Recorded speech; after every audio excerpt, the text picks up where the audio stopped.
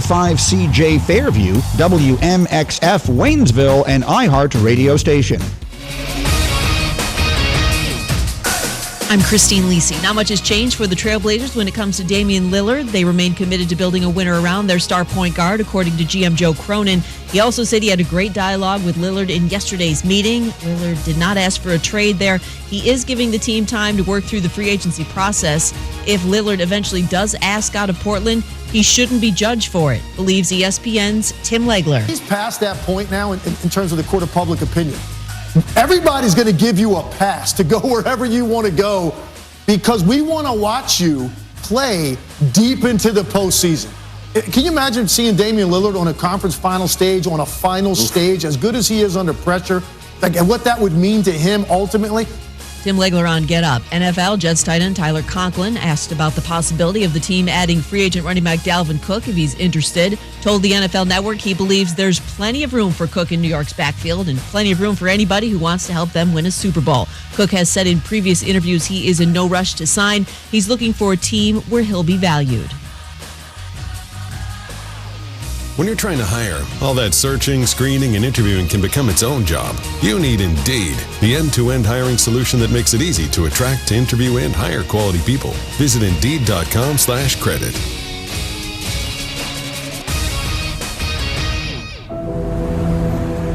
Every good new house, we're tankless here in the Sportsocracy. We're coming live to you from the Ingalls studios. We got intern Jake running the P's and Q's. We need all the good wishes, all the wonderful things in the chat because Jake, my boy's a little nervous. Don't know why. He's already better at this than I am. I have to drive the show. We got Tank represented on the screen. He's at the beach. Man, he looks good. He's lost weight. You know, in that, if you're watching this on the YouTube, you can see that we have we have a model of Tank and what we think he's doing currently, which is laying on the beach with. I mean, it should be a Taylor Swift shirt instead of having pineapples on it like that one does. But we're going to have some fun today. Going to talk a lot of football because that's what we do when Jeremy's left in charge. We could talk about baseball. You're not going to like what I want to talk about it. Last night, the LSU Tigers, getting that Men's College World Series. If you followed me on that plus 380 train, you're welcome. Love how we had 3 games in that series. One of them was 24 to 4? Yeah. Last night was 18 to 4. It's a lot of runs. We just don't we don't do close games in the Men's College World Series, do we? Also, a story trending with the Florida coach that came out during the game 3 that it wasn't great. We're not going to talk about it. If you want to know, Google it. But it's a Power Rankings Tuesday. That's what we do around here. On Tuesday, we rank stuff. And today, we're going to rank running backs. I'm very curious to see your list on this. Well, I mean, look, this has been an interesting week for running backs. You've already had Melvin Gordon come out and say this is the most devalued position in the league. He's right, and I've been saying that for years. You want to know how good running back is in the NFL? I listed every power ranking here goes in 13s. It's Jeremy's favorite number. Was my number when I did athletic things. I listed 21 running backs I at least wanted to mention over the course of the next hour. The guy that led the NFL in touchdowns last year didn't even cross my mind. That's how good running back is in the NFL. Also, story out today, my New York Jets have been everywhere today. Tyler Conklin talking about we have room for Dalvin Cook. Can he just sign somewhere already? I don't care where you go. You've talked about New England. You've talked about Miami. You've talked about the Jets. Just sign somewhere already. I'm sorry. I just don't want to see him in a Jets uniform. I don't. To be honest with you, I don't either. You know why? Because we already have a running back that's listed higher than him on my list that we're going to unfold over the course of the next hour. Glad to have you along for the ride here on 92.9, 880 and 1400. Brought to you, as always, by Ingalls Markets and Clarissa Sells, WNC.com. So let's get right into this. Jake, we're going to let you kick this off. All right, usually it's just my rankings. I do a bad job of ingratiating Tank into these things. Yeah. Well, because he says things sometimes, and I'm going to use the Bill Buttigieg line. I hate the things you say, I hate when you say them, and I hate how you say them. So your number 13 on the NFL big board of running backs is? I got to go with Aaron Jones on this one. I feel like he's the only good piece that they really have on that Packers offense. Obviously, yeah, you have A.J. Dillon, but Aaron Jones, when he can break out, he can really break out. Well, I mean, Christian Watson would like a word. Christian Watson's a receiver that I absolutely love, and he's a very modern-day NFL wide receiver. Okay, I see where you're going there, but Romeo Doubs doesn't scare me. Jaden Reed doesn't scare me. Oh, I love Romeo Doubs. But I do. I love Romeo Doubs. Aaron Jones, I feel like he's still got some left in the tank. A lot of people really pushing him down on their fantasy rankings, but I think Which to me is stupid. I do too. You have Jordan Love. Which is stupid. Look, when you have a quarterback like Jordan Love, and I'm going to be honest with you, I didn't have Aaron Jones in my top 13. We've gone through these. We've already done receivers. We've done edge rushers. We're going to do every position in the NFL as we lead up into the start of training camp coming in just a few short weeks. We got to get over the bang bang holiday, July 4th next week. Programming note: we will not be here tomorrow, preempted by the Atlanta Braves, and we will not be here Monday or Tuesday. Then Tank will be back, and there's a very good possibility that I won't be here. So we're not going to be whole for a while. But to what you said about Aaron Jones, I feel like people are devaluing him, and it's more because of LaFleur than it is because of him. Because they have this obsession with using the extra running back. And then Aaron Jones has these huge breakout games. He had one against the Dallas Cowboys that I specifically remember, which is it was really a great indicator of how good a running back he is. And then he's almost tossed out with the bathwater because he's so inconsistent. Because you can have a game where he looks like the best running back in the NFL. Then you can have another game where is he actually better than A.J. Dillon? I will say I did not have him in my top 13. And I will explain that. That's not a talent thing.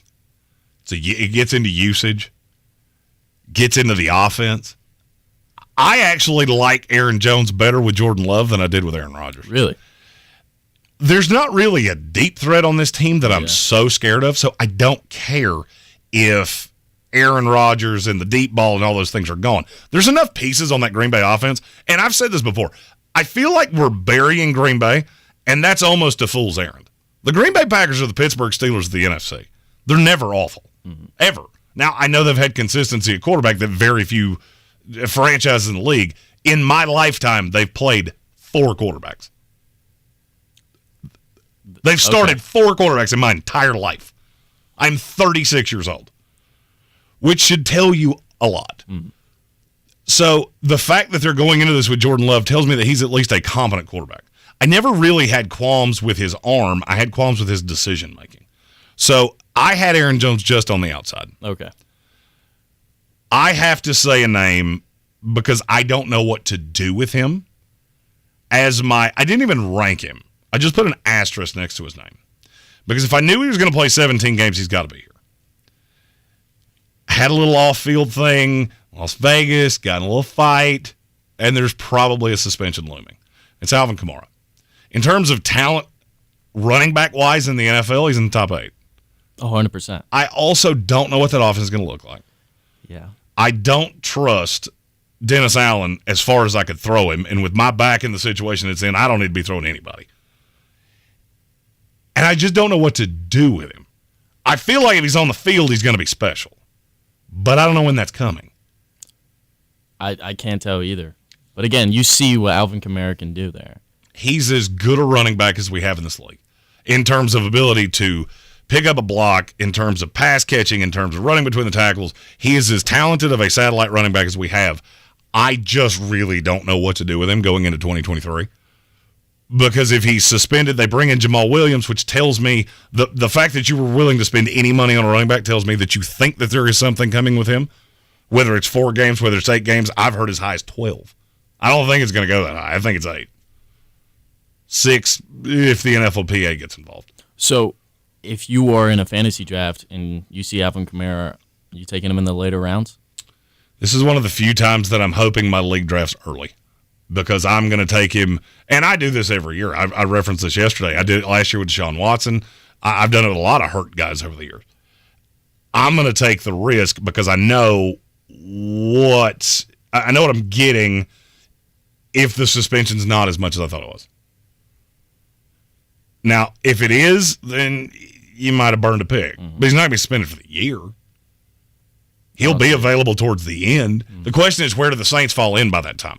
And that's the reason that I had to put an asterisk by him, because I think he changes that team. There's not many running backs that I think change a team. Everybody talked about the DVOA and things like that with San Francisco after they acquired Christian McCaffrey. It's not like the offense was the Jets before they had McCaffrey. They could still run the ball. They could still move the ball. And you had Debo and Brandon Ayuk. And it's not like they went from a mediocre to bad offense and then all of a sudden became really good. He just added another level. I feel like Alvin Kamara completely changes your offense, because I'm not really worried about Jamal Williams between the tackles, because I can temper Chris Olave. I can do a lot of things to keep you from being the dynamic offense that you would be with him. With him, you're terrifying, but there's a lot of flux there. So you have Kamara on your outside. Who's your number 13? Kenneth Walker III. I love it. I'm not sure there's a back in this league that's more disrespected than him. I can't have him any higher because you've only done it for a year. Mm-hmm. And it seems like they have this burning urge to add a 1-2 punch to him. Now, when you see who 12 is, you'll understand why I said it that way. I love the talent. Now, this thought that he was better than Breece Hall makes my brain hurt, and I'm not saying that as a Jets fan. I'm saying that as somebody that has eyes and understands the game of football. Very, very good. Breece Hall was on his way to a generational rookie season. I didn't so much see that out of Walker. I just saw a really consistent back that I knew I was going to get every single time. And you add the bump that he's going to get going into his sophomore year, and I think there's a merit to having him on the list.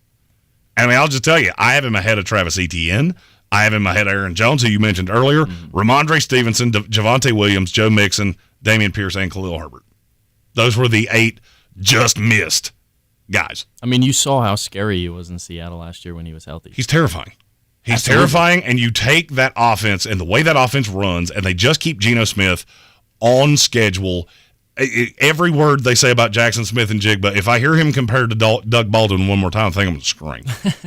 They're very different receivers, but that's very high praise coming out of Seattle. So I feel good about the offense. I feel good about what Kenny Walker's going to walk into. And, yeah, they drafted Zach Charbonnet, but what is he really going to take away? It's why I hated that pick so much. Yeah. But then you factor in they had 5 in the top 70. So it's not really that big a deal. So, number 12. For me, is the reigning leading rusher in the NFL, Josh Jacobs. Okay. I know that seems low. I understand. I get that. I'm well aware that seems low. For his career, that's who he's been. He had 1 year last year where he was the only living, breathing running back in the entire room, and he put up huge numbers. And I'm not saying he couldn't do it again. In terms of the way I rank these, it's kind of the same way I do power rankings throughout the season. So we do power rankings every Tuesday during the football season, ranking teams 1 to 32. If they played each other, who wins? That's how I always do this. Neutral field, everything's equal, who wins? With running backs, if I put you behind a league standard line with a league standard quarterback, with a league standard scheme, I don't have Josh Jacobs ahead of the 11 guys that are in front of him here. And one of them isn't even on a team. He's a good player. Yeah. He's not necessarily the most all-around player.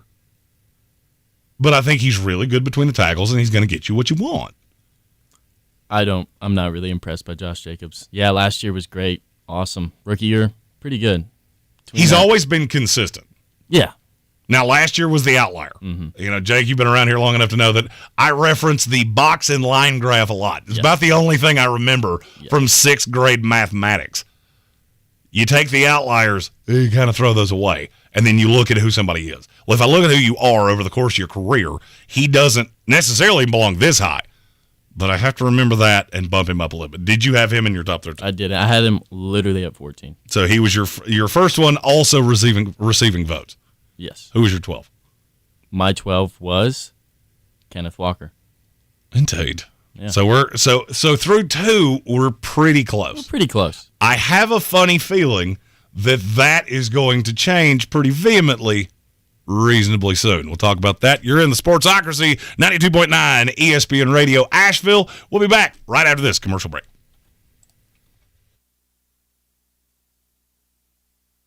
As in, we bake things. Really delicious things. Things like crusty breads just waiting for that scrumptious strawberry jam. Apple fritters to pair perfectly with that morning cup of coffee. Cakes for any occasion, customized to your precise standards. And did we mention the cookies? It's all in the bag. Ingalls, low prices, love the savings. Rogue Combat Club, Asheville's home for comprehensive martial arts training, has a goal for our community, one that's stronger, more fit, and unwavers in its support of one another. Rogue Combat Club's instructors have competed at the highest levels and offer classes for everyone from young children to adults in Brazilian Jiu-Jitsu, Muay Thai, and wrestling. Rogue Combat Club classes can help you boost your self-confidence and self-defense skills while weeding out the egos and intimidation found at other gyms. Join today at roguecombatclub.com. Real estate isn't about properties, it's about people.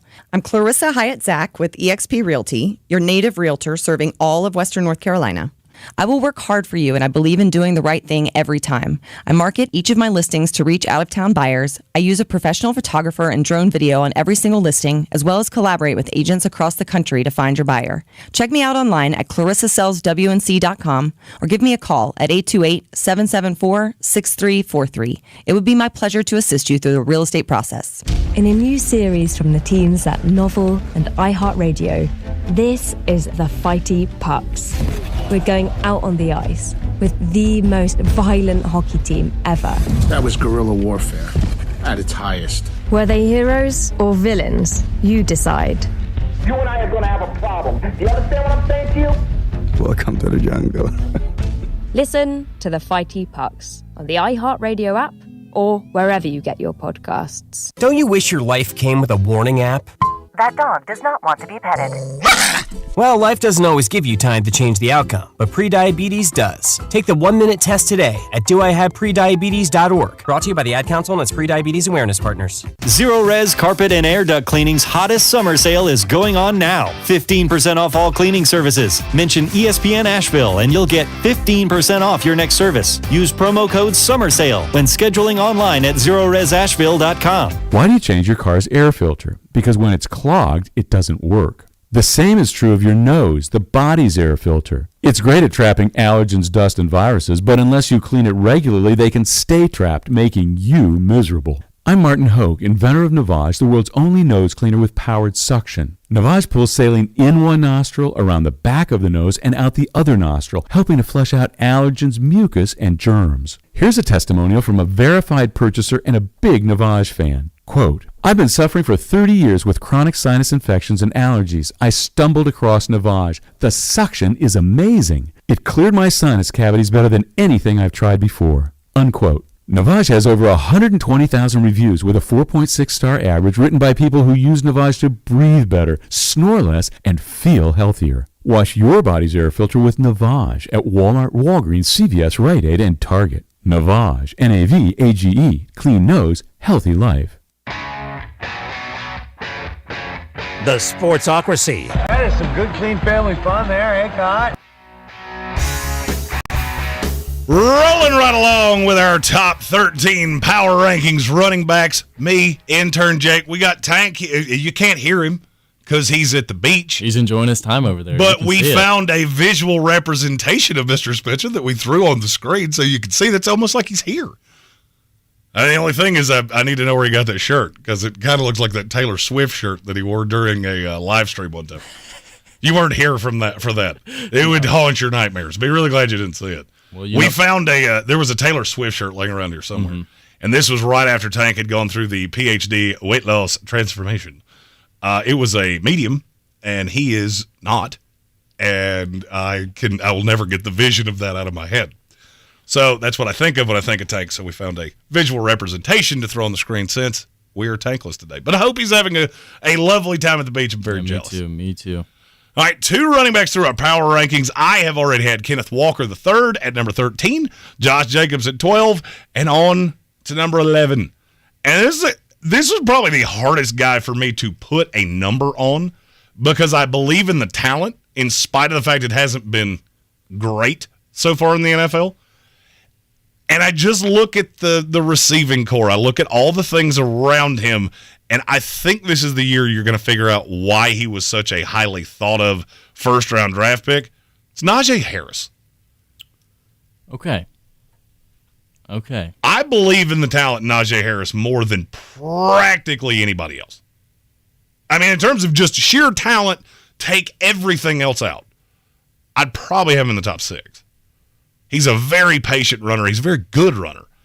He's just been behind a makeshift offensive line for 2 years. You had broken down Ben Roethlisberger for a year that didn't scare anybody. Kenny Pickett was getting his footing last year as a rookie. Now, I feel like Kenny Pickett's taken ownership of this team. The weapons are there. The defense is still fantastic. And this is the year I think he turns a corner. I honestly think you might have him too low. Really? Yeah. I thought he was going to be an also receiving votes for you. No. So the only thing that brings me down on Najee Harris is I had him on my fantasy team last year. And yes, he was a little bit of a disappointment, you could say. But again, I see the upside in Najee Harris. You know, last year, sitting at 1,000 yards and 7 touchdowns. Good, not great. Not the best. But again, like you said, new offensive line. They got weapons on the outside. Kenny Pickett's, he's developed for another year. I think we'll see a lot of a better season from Najee Harris. Oh, I mean, Eat and Sleep Football said, I'm glad you said it, so I don't have to explain that he's not a bust. People, especially with running backs, people get to that bust level way too early to me. I mean, look, running backs, you have a short shelf life, so people expect you to just come in the league and be great immediately. It's still a difficult thing to make that jump coming into the NFL, where you've got to make blitz pickups and different things like that. He had no problem with any of those things. He had a problem with that there wasn't a hole for him to run through.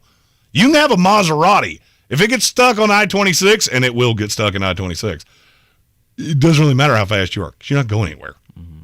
It's just, and that's how I look at Najee Harris. Well, fantasy-wise, when you look at Najee Harris, I wouldn't be averse to people taking him in the first round. I don't know that I'm going to do it because I don't think I have to, but I don't have a problem. I really don't. I mean, there are guys that will be listed in front of him, 2 coming up very soon, that I wouldn't have an aversion to you taking Najee Harris over them. They may end up on the same team. Please no. No. All right. So how high did you have Najee Harris? I had him at 8. 8. Yeah. I'm shocked that you were higher on him than me. I was afraid he was going to be one of yours that was in the also receiving votes, but I respect it. All right, so let's hear your number. What would it be? Or 10. 10. All right, I have not loved this guy because he led the NFL last year in runs for no gain or net loss of yardage. There's still talent there, but he's getting to be an older guy. There's wear on the tires. He really hasn't had a full season in his career, but the burst is still. You can't say that that's not there. It's Dalvin Cook. Now, this is just a raw talent because that's where I had to put him. Depending on where he goes, and it really is seeming to me like he's going to end up in the AFC East. I think so, too. I've heard him attached to all 4 teams. Yeah. I would say New England is the least likely. Mm-hmm. If you're Dalvin Cook and you're at this point in your career, why would I go into a timeshare with Ramondre Stevenson, who also would have had a merit to be on this list?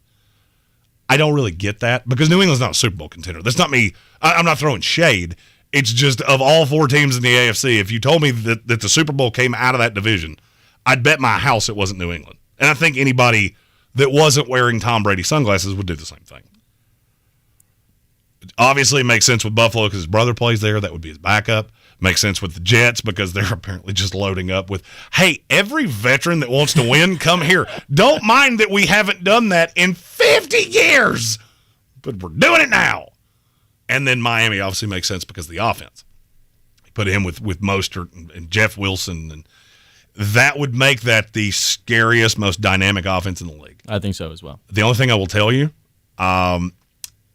coming out of Miami, there is a lot of don't be shocked if Devin A changes the starter of this team by about week 6. So I'm not sure. I'm getting to the point that Dalvin Cook was in on Miami. They were not as in on him. And now he's looking elsewhere going, well, the Jets seem to really like me. And Buffalo has at the very least poked around. So maybe I don't want to go deal with Miami. Yeah, I get that it's home. I get all those things. It's a much more clouded backfield than he would go into with either Buffalo or the Jets. I respect the call. Where did you have Dalvin Cook? He was receiving votes as well. Really? Yeah, you don't even have a team yet.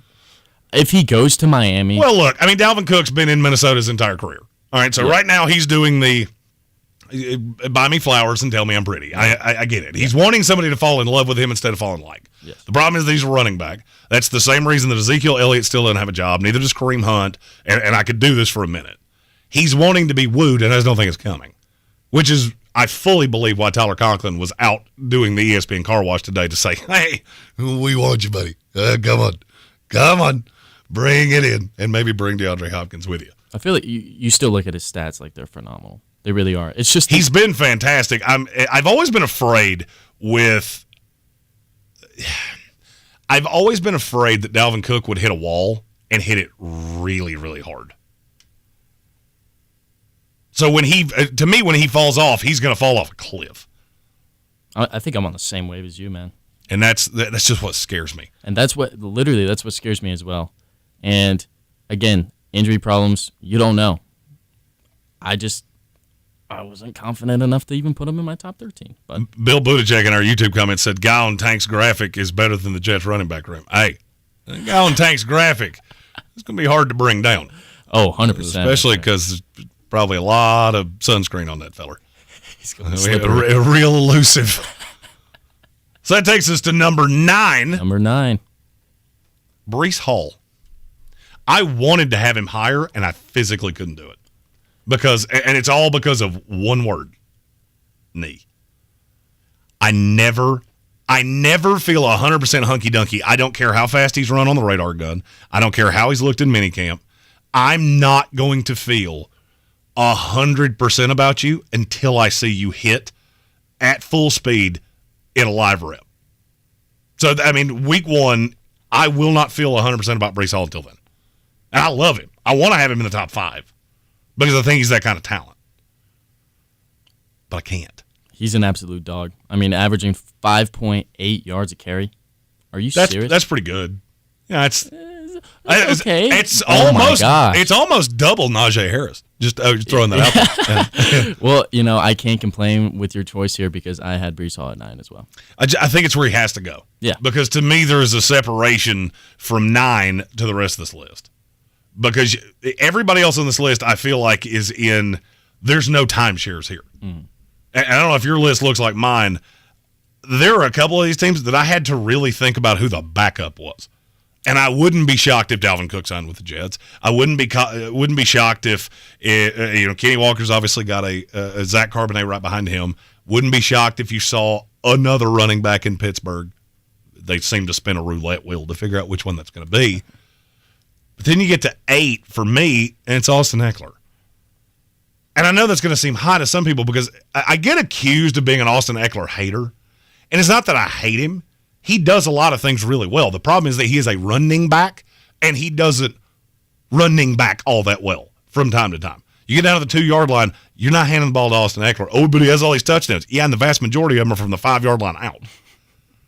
So he just, for me, of all the bell cow backs, he has to be last because he's the one that I just don't know. If I need 3 yards, can you go get me 3 yards? I would honestly take Isaiah Spiller over that. I would not. The Chargers, they got really lucky with Eckler.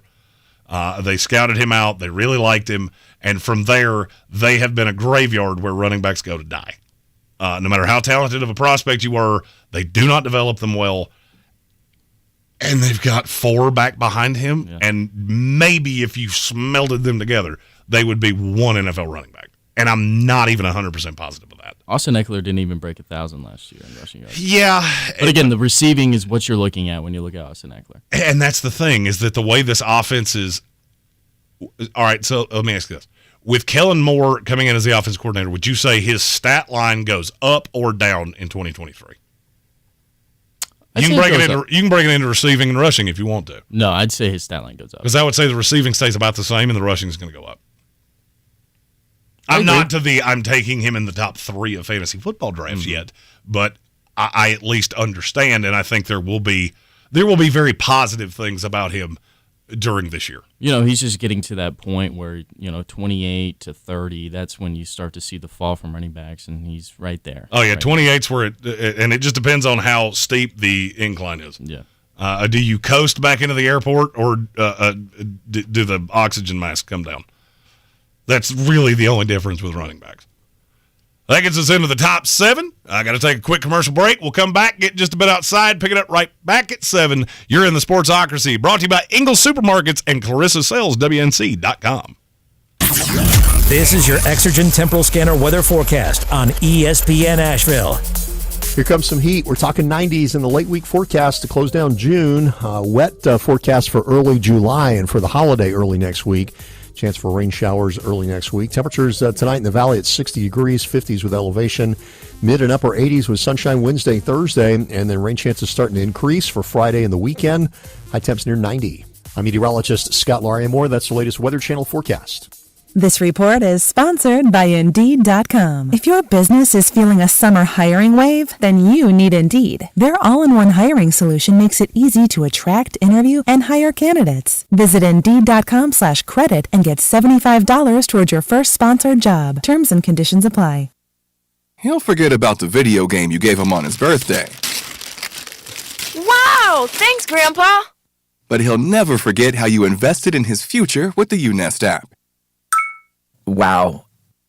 Thanks, Grandpa. Don't just give them any gift. Give them a gift that can grow with them. Invite grandparents and family friends to contribute to your child's future with the UNest app. UNest is an investment account for kids that makes it easy to gift funds that can be used for college tuition, their first home, and more, just by sharing the link. Or include a UNest QR code on party invitations for birthdays and holidays. For a limited time, download the UNest app and use the code IHEART50 at sign up to receive a $50 bonus when you fund your account. That's code IHEART50 when you sign up at unest.co for a $50 bonus. See terms and conditions at unest.co. For more information about contests on the station, log on to espnavl.com. When you can find everything you need at prices you can afford, that's totally Target. It's that feeling when quality Good and Gather ingredients on the barbecue bring family around the table. Or when favorite day after practice snacks let you celebrate the whole team for less. It's when saving more on Up and Up sunscreen means more fun in the sun. And when Target Circle Rewards program gives you more perks on what you buy most and is always free to join, that's totally Target. Tired of getting dinged by monthly fees on your checking account? You need Simple Checking from Home Trust Bank. With Simple Checking, you get all the essential checking services for free, including 100% online access and a free Visa debit card. It's everything you need from a checking account, but no hoops, no surprises, no monthly fees. Stop by today or call 800-627-1632. Simple Checking at Home Trust. Ready for what's next. Member FDIC, Equal Housing Lender. Since man created roads, they've been looking for ways to get off-road and vehicles to take them there. That's where Outlaw Off-Road comes in. A premier off-road center for Jeeps, trucks, and SUVs with a complete lineup of off-road and overland services, including maintenance and repair to make your vehicle all that it can be. Check out their location right here in Western North Carolina at 85 Avery Creek Road. Call them today at 828-974-8480 or visit them on the web at theoutlawoffroad.com. Boy, you must be outside your mind. The Sportsocracy. Just a bit outside. He tried the corner and missed. Welcome back into the Sportsocracy. It's time to get just a bit outside. This will be the first time Jake's ever done this. I can't wait to hear what his story sounds like. And mine, well, it's a piddle story. This is the first time in the history of the show that I have ever told a pee-pee story in my Just a Bit Outside. Apparently, there is and now this is not really a new trend, but it's alarming how many times this has come out over the last few years. You might remember that Tom Herman, when he was at Texas, had a urination hydration chart of the shade of your tinkle tells you how committed of a teammate you are. Mm-hmm. And then you had one from UT San Antonio last year that I have put up on the screen. And if you weren't hydrated enough, then you were juiceless and useless. Oh my gosh. Well, this has become a trend. We've seen this a few times. And now the University of Massachusetts hired Don Brown a year ago, former coach that had led them to some FCS success before they propped up to FBS. They brought him back, defensive coordinator at Michigan, and he has one of these charts as well. There's only one problem with his chart. So there's a conversion chart on the bottom.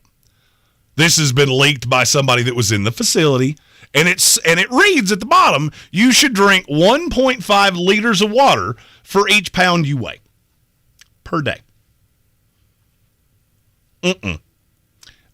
If you weigh 330 pounds, that's 495 liters of water per day, which you would actually drown yourself. Oh, 100%. So this led all of the social media sleuths to figure out what unit of measurement did you actually mean here, and nobody can figure it out because none of them work. All right, so it says liters. Let's say it's milliliters. Now you're at half a liter per day. That's not nearly enough. Let's say it's ounces. You're at 4 gallons per day if you're a 330-pound offensive lineman. That's a lot. That's an insane amount of water. I mean, I guess it kind of makes sense, but even that is astronomically high. And it really just plays to itself that, UMass, you had a fun run, okay? Yeah. Lou Rowe, Marcus Camby, these are all names that I feel like Jake probably doesn't know. John Calipari. Okay, there we go. Yeah, John Calipari was there with Marcus Camby and Lou Rowe. Okay. When he had that 1 year that basically made him a household name. Mm-hmm. Then he got the Nets job, and, well, his life kind of spiraled from there. That's what you're known for. Matthew Hoffman says it's ounces. That's what we've come to kind of believe, is that it's ounces. It's still way too high. That is. And then you get into the levels of, well, you're a horrible person if you don't drink this much water. Like, come on. Okay. I mean, look, I was coached hard growing up. I get it. I'm not much of the millennial generation where we all have to pat people on the head and tell them they're pretty. But maybe not juiceless and useless if, you don't drink 4 gallons of water a day.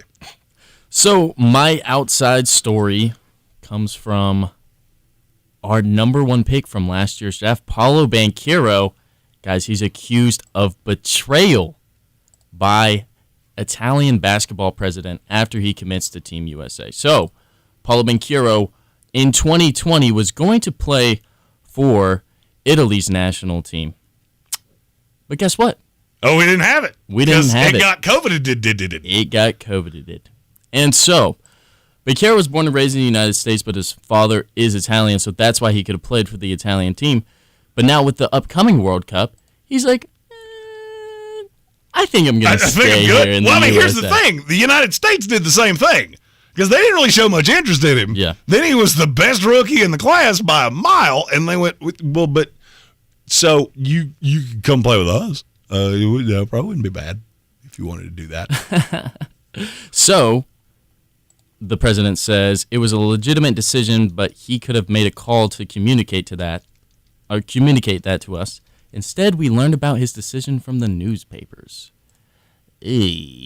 But he continues to say betrayal, especially in basketball, is a strong word. Situations like this happen, and personally, I'm used to it. But he fooled us. Come on now. Did he really? Did you really look at Paolo Banchero and go, yeah, he's going to go play for Italy? I mean, because here's the thing. Once you make these decisions, that's the country you play for forever. Yeah. You don't get to just change your mind 3 years from now. Of course, that was the way it was going to go. It should be. Yeah, 100%. I'm also on record as saying that our run as the United States in the Olympics is coming to a close. It may not be this Olympics, but it's coming. Well, with Banchero, 11 of the 12 spots are filled for the roster at the World Cup starting in August. Yeah, it's a bad sign to me when Walker Kessler is one of the guys on that list. And you know what's funny? We'll still win that. I don't know how, but we will. But the day is coming. Could be in the 24 Paris Olympics, which they're not serving alcohol in, by the way. Can we stop having Olympics in countries where they won't let you have alcohol in the stadium? That's a little bit. It's coming to L.A. in 28, and I promise you. There'll be a domestic light or two afloat in L.A. So let's get back to the rankings then. Countdown running backs in the NFL. We're much like Drake. We started from the bottom. Now we're here. Love it. We started at 13 with Kenneth Walker, Josh Jacobs, Najee Harris, Dalvin Cook, Breece Hall, Austin Eckler. Now we're to 7, and I'm not sure that this is not a name that you're not going to gristle at because I don't know exactly how you feel about this guy. Tony Pollard. I think that's perfect for him. I wanted to have him higher, but I really feel better about what I know out of everybody in front of him. I'm projecting a little bit with Tony Pollard. And the one thing that scares me is that through 2 regimes, nobody's ever wanted to give him a full workload. And I'm not sure that I fully understand why. We talked on this show for 3 years. He's been better than Ezekiel Elliott since the minute he walked in the league. Yeah. I mean, Ezekiel Elliott was getting pudgier, slower, and his yards per carry were going through the floor. And it took Jerry 3 years to figure that out. So is there possibly something to that? He's coming off the injury from the playoffs. I can't have him any higher than this. But if you told me there was somebody outside of one specific rookie that plays for a team close to here that shot up this and wound up at number 1 next year, I would almost guarantee you it was Tony Pollard. I like the pick. I think Tony Pollard's going to have a breakout year this season, especially without Zeke in his shadow the whole time. Like everyone, I love Ezekiel. Shut up. Well, we get to it's the LaShawn McCoy rule. We get to the 2-yard line. We have to give the carry to anybody but you. Yeah. You got us here. Now go sit down and watch somebody else score. Tony Pollard's just so explosive. He's fun very to watch. He is fun to watch. He's the only Memphis running back that Tank didn't love coming out, and he's the only one that's hitting good. Ironic. Where did you have him on your rankings? I had Tony Pollard at 5. Wow. Yeah. Just because the 2 behind him, they're coming on that downfall. They're aging a little bit. Is one of them Derrick Henry? That is correct. Yeah, he's my number 6. And he was my number 6 as well. Derrick Henry has the potential to be 1. I'm at the point with him that I'm going to keep assuming the fall off the cliff is coming. And if I'm a year early, I'm a year early. The injuries have crept up on him for 2 years. So when does the effectiveness stop? This is the Chris Johnson rule. All right, injury started with him. It took 2 years. He was still lightning fast. Then he went to the Jets, and all of a sudden he looked like he touched the Monstars ball from Space Jam. He was CJ 2K with the Titans. He was CJ 6H with the Jets. Oh, he had 600 yards. Yeah, because he had 75 of those on one run. And he was awful. And I don't think it's going to be that quick. But you look at a running back that's that big. We haven't had a running back as big as Derrick Henry in many, many years. Mm-hmm. We haven't had a running back that's gotten the kind of workload that he has in many, many years. But he's still so good when he's on the field. You take the injuries away, there's really nothing you can say about him. And the sad part is that everybody in the league knows what's coming on practically every play. Mike Vrabel has always tipped his hand in terms of run, pass, and then you get into the play action, and he would almost use that against people. But he's still been so unbelievably good that to me you can't have him any lower than this. No, you can't. And obviously you look at the wide receiving core, Traylon Burks, Kyle Phillips, Westbrook Akini. Nick so Westbrook cool. Akina. So cool. Anyways. Stephen Tao said you've been 2 years early so far. Have I, though? He's supposed to be the best running back in the NFL, and he's been nicked up for 2 solid years. Well, and I didn't tell you he was going to turn into Latavius Murray all of a sudden. I said you're going into fantasy football, it's not going to be as easy to trust him because you're never going to know when he's fully healthy. I only have to say one thing. He's playing in the AFC South. Yes. You know for a fact he's going to rush for over 200 yards at one point. Yes. In the season. Will have super high-end games. I'm just not sure that at this point I can trust him through a 17-game season. And I respect that call. Obviously, the injury problems are a little bit of a scare there, but I think Derrick Henry at 6, it's good. Number 5, Bijan Robinson. I wanted to have him higher. He's the highest-rated running back I've had since a name that I haven't said yet, and he goes into the the rush happiest offense in the NFL. That's hard for me to not love where it's headed. Plus, Atlanta's line, which has been a liability for many years, it's a strength at this point. Every guy on that offensive line graded NFL average or better last year. And you're telling me now, all intact for a second year, it's not going to get better? Now that you got fully healthy Drake London, fully healthy Kyle Pitts, you've got 3 legit running backs back behind them, Desmond Ridder is at least a bit of a threat to run. And if they at some point realize that he's just a bad, you got Taylor Heineken. You can slide right in there, and I'll be honest with you, I like the offense exponentially better with him than I did with Mariota or than I did with Desmond Ridder. I think Bijan's a solid pick there. I also think they're going to play him in the slot way more often than you think. And that would be dangerous, especially if you're playing PPR fantasy. There are a lot of times with camp. ESPN put out an article today of all the camp monsters and the breakouts, of which a handful of them didn't understand the assignment. The guy that was best in your camp that nobody saw coming, Derek Stingley, the guy you took at 3 last year? How bad was everybody else that was your... Sorry. The rant that I've been on all day. I feel like that you see a lot of things in camps that are sleight of hand magic. They're trying to show you something for you to overreact to it, and it's not really going to be as big of a deal as they're making it out to be. I do see that with Atlanta, with Bijan in the slot. I think in obvious passing downs, you're going to get Algier or Cordero Patterson back behind the quarterback, Bijan in the slot. They're going to move them out. You're going to see them on the field together. The more I talk myself into this, the more and more I'm liking Atlanta, and the more and more invested I am in the futures of over 7.5 wins for them this year. I took Bijan at 4, so I love the pick, and I'm really looking to get him if I get obviously a top 5 fantasy pick in the. I've said I would take him at 1. I think he will be the number 1 scoring running back in fantasy football this year. Love it. Number 4 is a guy that you're going to have hired just because he's near and dear to your heart because he plays for your Indianapolis Colts. Even though your mascot stole my dance. Jonathan Taylor. I adore Jonathan Taylor. As well you should. Every little part of my heart, man. As well you should. God, he's the best. I mean, he's a fantastic player. He is a fantastic player. He's just a great guy. Last year was not great. No. Because you had me playing quarterback. The ghost of Matt Ryan was who you had slinging passes. Nobody's scared of that. Also, the line was atrocious last year. The line has regressed. I don't think it's as bad as everybody's making it out to be. Quentin Nelson's still a dog. 100%. Ryan Kelly's still a dog. Braden Smith's still a dog. Bernard Raymond, we said when he got drafted, this is going to take a minute. He's playing tight end 3 years ago. But he has the feed. He has all the things. I don't think you're going to see a repeat of last year. Now, I'm not so sure that he's going to look 2021 good, but I think it falls somewhere in between that. And if he's right in between leading the NFL in rushing, and he was still good last year. He just wasn't the best running back in the league. No. You find something in between there, and to me, that fits in perfectly at 4. I think the scariest thing about Jonathan Taylor right now, you have AR5 as your quarterback. The one thing I'm curious of with Jonathan Taylor this year is Shane Steichen the first coach that can figure out that he actually can catch passes? Which he can. I've now said this for 5 solid years, all the way back to Wisconsin. Why doesn't nobody understand that he's a really good receiver out of the backfield? I really think it's because we had Hines. Obviously, we traded Hines to Buffalo, but when he's not a problem anymore. Yeah, if we had Hines, they wanted to get Hines involved because of the speed. And I get that, but I still would rather have the ball in Jonathan Taylor's hands. 100%.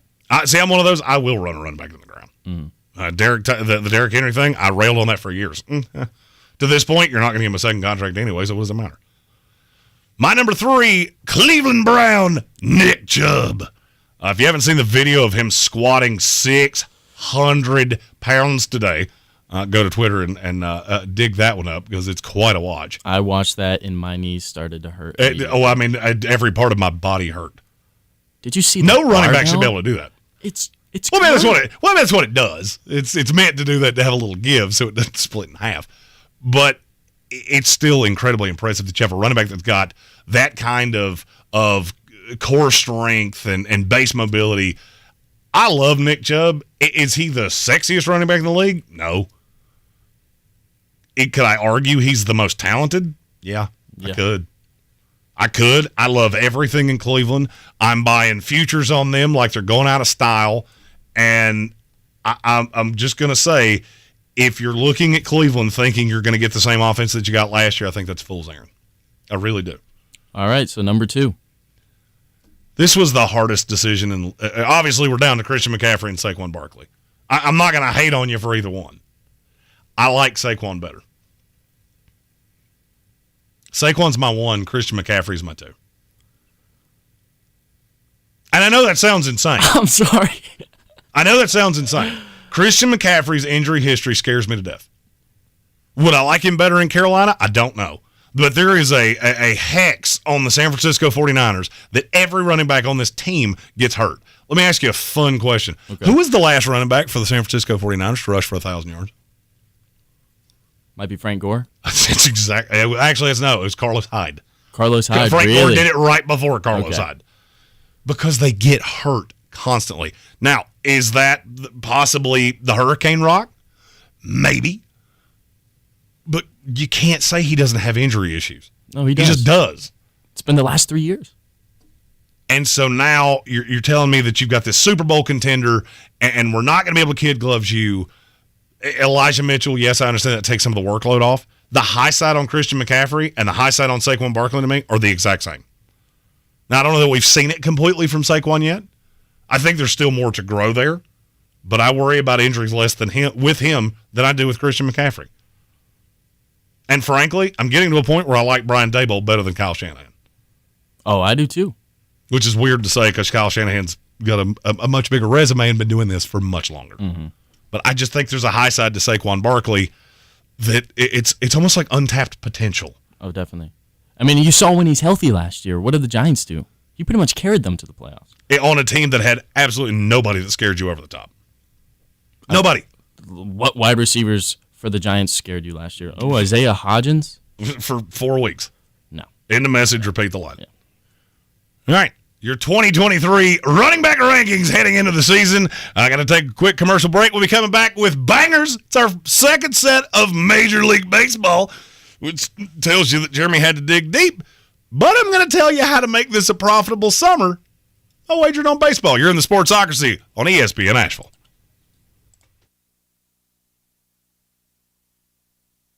I believe real estate isn't about properties. It's about people. I'm Clarissa Hyatt-Zack with eXp Realty, serving all of Western North Carolina. Navigating the home buying and selling journey can feel overwhelming at times, and that's why having an agent who cares about you and your needs is key. I'm a native of Western North Carolina, and I close over a home a week. I'm an expert in the market, pricing my sellers correctly to net you the most money, and working as a skilled negotiator for my buyers. Please give me a call today at 828-774-6343 to set up a complimentary market analysis. You might not know this, but the Ingalls Bakery is actually a bakery. As in, we bake things. Really delicious things. Things like crusty breads just waiting for that scrumptious strawberry jam. Apple fritters to pair perfectly with that morning cup of coffee. Cakes for any occasion, customized to your precise standards. And did we mention the cookies? It's all in the bag. Ingalls, low prices, love the savings. If cleanliness is next to godliness, look around the car right now. Is that very godly?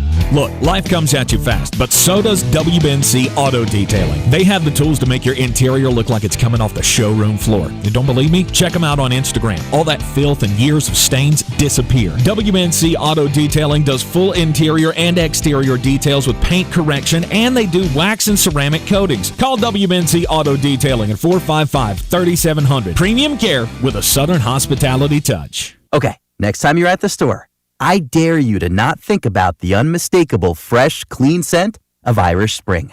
Yeah, you heard me. I want you to resist picturing a shower filled with those sensational Irish Spring suds. And if you succeed, well, you got what my gramps used to call resolutitude. Not a real word, but let's be honest, you're probably going to end up leaving with Irish Spring because of its irresistible scent and because you have zero resolutitude. Pick up Irish Spring today. When you order food for work on EasyCater.com, we've got your back. Real humans are here to help with your order every step of the way, making sure everything goes right, even behind the scenes without you knowing. Confirming and double confirming with the restaurant that everything is on track. If there's a problem, thanks for calling EasyCater. Call us anytime, day or night, and we'll answer in seconds. We're right here with 100,000 restaurants, working hard to ensure the food arrives on time and is ordered. Order 24/7 at EasyCater.com. DQ presents Picture This. You're getting together with all your best friends. Now picture all your best friends are actually the delicious ingredients of the new cake batter cookie dough blizzard. That's DQ soft serve, cake batter flavor, confetti cookie dough pieces, and DQ signature sprinkles. Oh, hey, it sounds like you got some pretty sweet friends. And that's worth cueing the confetti. cookie dough! The flavor party isn't going to last forever, so hurry in and get your cake batter fix today. Only at DQ. Happy tastes good. 63 Americans a day die by gun suicide. By storing our guns safely, locked, unloaded, and away from ammo, we can give our loved ones a second chance at life. Learn more at endfamilyfire.org. Brought to you by Brady and the Ad Council. Coffee still closes on. Get them the money. Then when you get the money, you get the power. That watch costs more than your car. Then when you get the power, then you get the woman.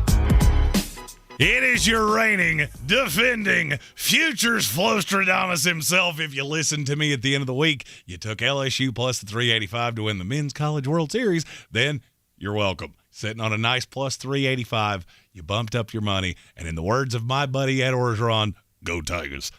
Now we're to Major League Baseball, and there's really only one way to make money doing this, and I'm going to tell you what it is. This is Green on Green, brought to you by Ingles Markets. Low prices, love the savings. 3 games in Major League Baseball that I feel good about today. The Houston Astros are a minus 120 favorite at the St. Louis Cardinals. Let's be really honest. This doesn't make a whole lot of sense because the Astros are pretty good and the Cardinals are pretty bad. And this is not enough of a outlier at minus 120 to sway me off this. Plus, the Cardinals are 6-16 this year in series openers. This one's easy. Give me the Astros minus 120. Next, the Milwaukee Brewers plus 125 at my New York Mets. The Mets have the highest payroll in Major League Baseball, and they can't score to save their lives. And tonight, Milwaukee throws out a pitcher that Julio Teheran, they've struggled with in the past. They got a couple shellings of him when he was with the Atlanta Braves. Don't really look for that to happen tonight. Give me the Brewers plus 125. And finally, the San Diego Padres are a minus 190 favorite at the lowly, hapless, awful Pittsburgh Pirates. Yu Darvish, Rich Hill. Say that 3 or 4 times. You'll be able to figure this out pretty quick. Huge pitching matchup advantage here. San Diego, better hitting left-handers. I'm not worried about minus 190. Now, here's how you actually make this make money for you. If you take those 3, minus 120 for the Astros, plus 125 for the Brewers, minus 190 for the Padres. Throw that in a 3-leg parlay. That pays you out plus 529. What does that mean? For every 100 U.S. doll hairs you spend on it, they'll pay you 529 U.S. doll hairs. Or if you're a lower volume bettor, for every $1, they'll pay you 529. Doesn't sound like bad odds to me, and I see no way this doesn't hit. For more, find us on all the social medias at The Sportsocracy. And as always, love the savings with Ingles, love the winnings with me. Mull it out. This is your Exergen Temporal Scanner weather forecast on ESPN Asheville. Here comes some heat. We're talking 90s in the late week forecast to close down June. Wet forecast for early July and for the holiday early next week. Chance for rain showers early next week. Temperatures tonight in the valley at 60 degrees, 50s with elevation. Mid and upper 80s with sunshine Wednesday, Thursday, and then rain chances starting to increase for Friday and the weekend. High temps near 90. I'm meteorologist Scott Laria-Moore. That's the latest Weather Channel forecast. This report is sponsored by Blue Ridge Health. At Blue Ridge Health, everyone deserves access to top-notch, compassionate health care, no matter their insurance or income status. Keep your family healthy with updated immunizations for COVID-19, flu, chickenpox, and shingles. Health care for all people, including you. Learn more at brchs.com. If the weather calls for rain, then the rain calls for mosquitoes. Keep them away with STEM. STEM is powered by active ingredients found in plants to repel mosquitoes safely and effectively when used as directed. STEM, rooted in nature, optimized by science. Our communities are filled with wonderful people who make living here great. At Home Trust Bank, we're proud of that. And that's why we focus on helping homeowners prepare for what's next. Our local mortgage bankers have the experience you need and exceptional personal service you'll appreciate. Home Trust Bank is ready to help make a house your home. When it's time to buy, visit your local Home Trust branch or go to htb.com/mortgage. From the Ingles Studios, this is ESPN Asheville, WPEK, W225CJ Fairview, WMXF Waynesville, and iHeart radio station.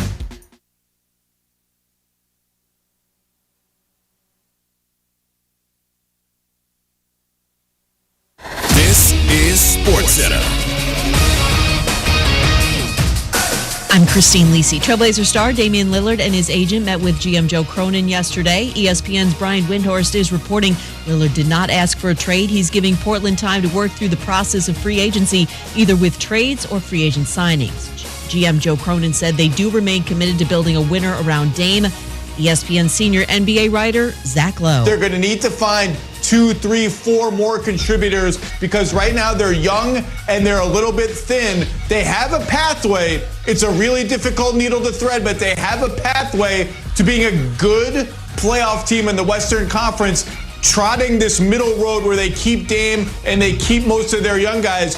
Free agency starts at 6 Eastern on Friday. Blue Jays starter Alek Manoah's first game after returning to the minors did not go well. He allowed 11 runs over just 2 2/3 innings in a rookie-level Florida Complex League game today. Pitching for the FCL Blue Jays, Manoah gave up 10 hits, including 2 homers, 2 walks, against a lineup made most of 17 to 19-year-olds. When you're trying to hire, all that searching, screening, and interviewing can become its own job. You need Indeed, the end-to-end hiring solution that makes it easy to attract, interview, and hire quality people. Visit Indeed.com/credit.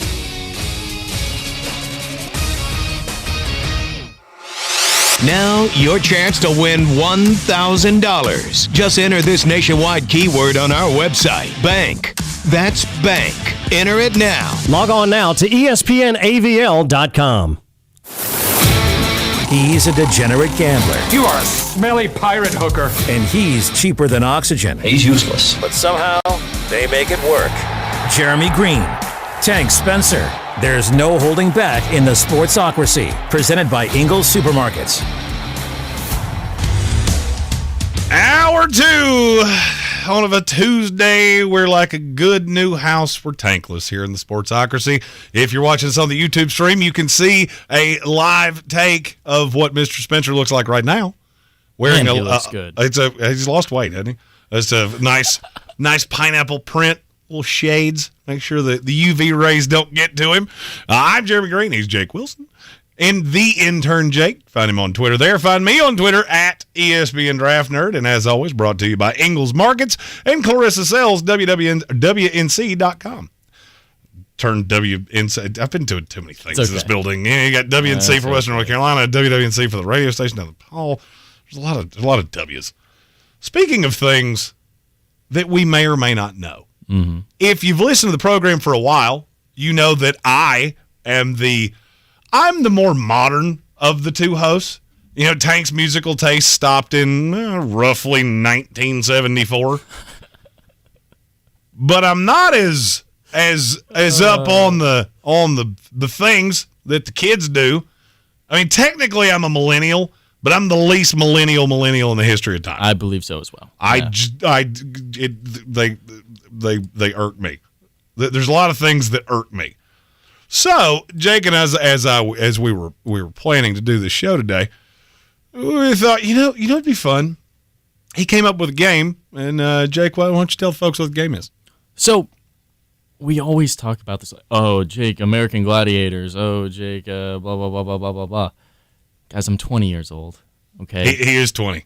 Some of the stuff. I'm closer to his dad's age than I am to his, and I'm not gonna lie. I've been trying to wrap my brain around that for about a week. So there's a lot of stuff that you and I both say, and we're like, what'd you say? What does that? What does that mean? So I thought maybe we could play a fun little game called "Tell Me What This Is." So we tell each other something that maybe is from our generation. It could be, a person or a saying or a show or a place. Like, I didn't know what was the steakhouse called. Ryan's Steakhouse. Never been to one. Jake had no idea what a Ryan Steakhouse is. And you know what that means? That means his childhood did not have a day where you go to the Ryans, you load up a salad plate with nothing but cheese, and then you go get a meatloaf and a fried chicken, and then you throw some mashed potatoes, some macaroni and cheese, and then you put gravy on top of all of it. That sounds like a lot of fun. Yeah, you know why I'm hypertensive? Ryan Steakhouse. That's part of it. Man, I do need to watch some American Gladiators. No doubt. I actually showed Tank some Jake some clips from American Gladiators today, and he kind of looked at me like, "This is wildly entertaining." Yeah, we don't let people try to maim people on television anymore. Ralph Nader showed up and screwed that up for all of us. Well, should we just dive into the game? I believe so. Do you want to start, or would you like me to start? You know what? You start. All right, I have one, and this is really going to be a baseline of where is your knowledge on the things I'm getting ready to say, because a lot of them tie back to this sound. That's just a landline telephone, correct? No. Is that a video game? No. Computer? It is a computer. So that is the sound of a dial-up internet modem. So you, as a youngman, you have never had to sit down at your computer and hit log into America Online and hope that mom wasn't on the phone with a friend, because if she was on the phone, your internet didn't work. And if a phone call came in, it'd probably knock you off. And then it literally took 4 years for any picture to come up, because that sound happened every time you logged onto your computer. Also, here's something else you know. When you weren't allowed to be on the computer after 10 o'clock, do you know how hard it is to have that sound, which you could not turn down? It wasn't like a volume that came from your computer. That was the noise it made. I don't know.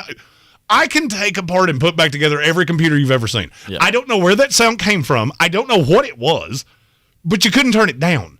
So you're at the computer trying to be all like stealth mode here late at night, which we're going to get to something in that same vein here pretty soon.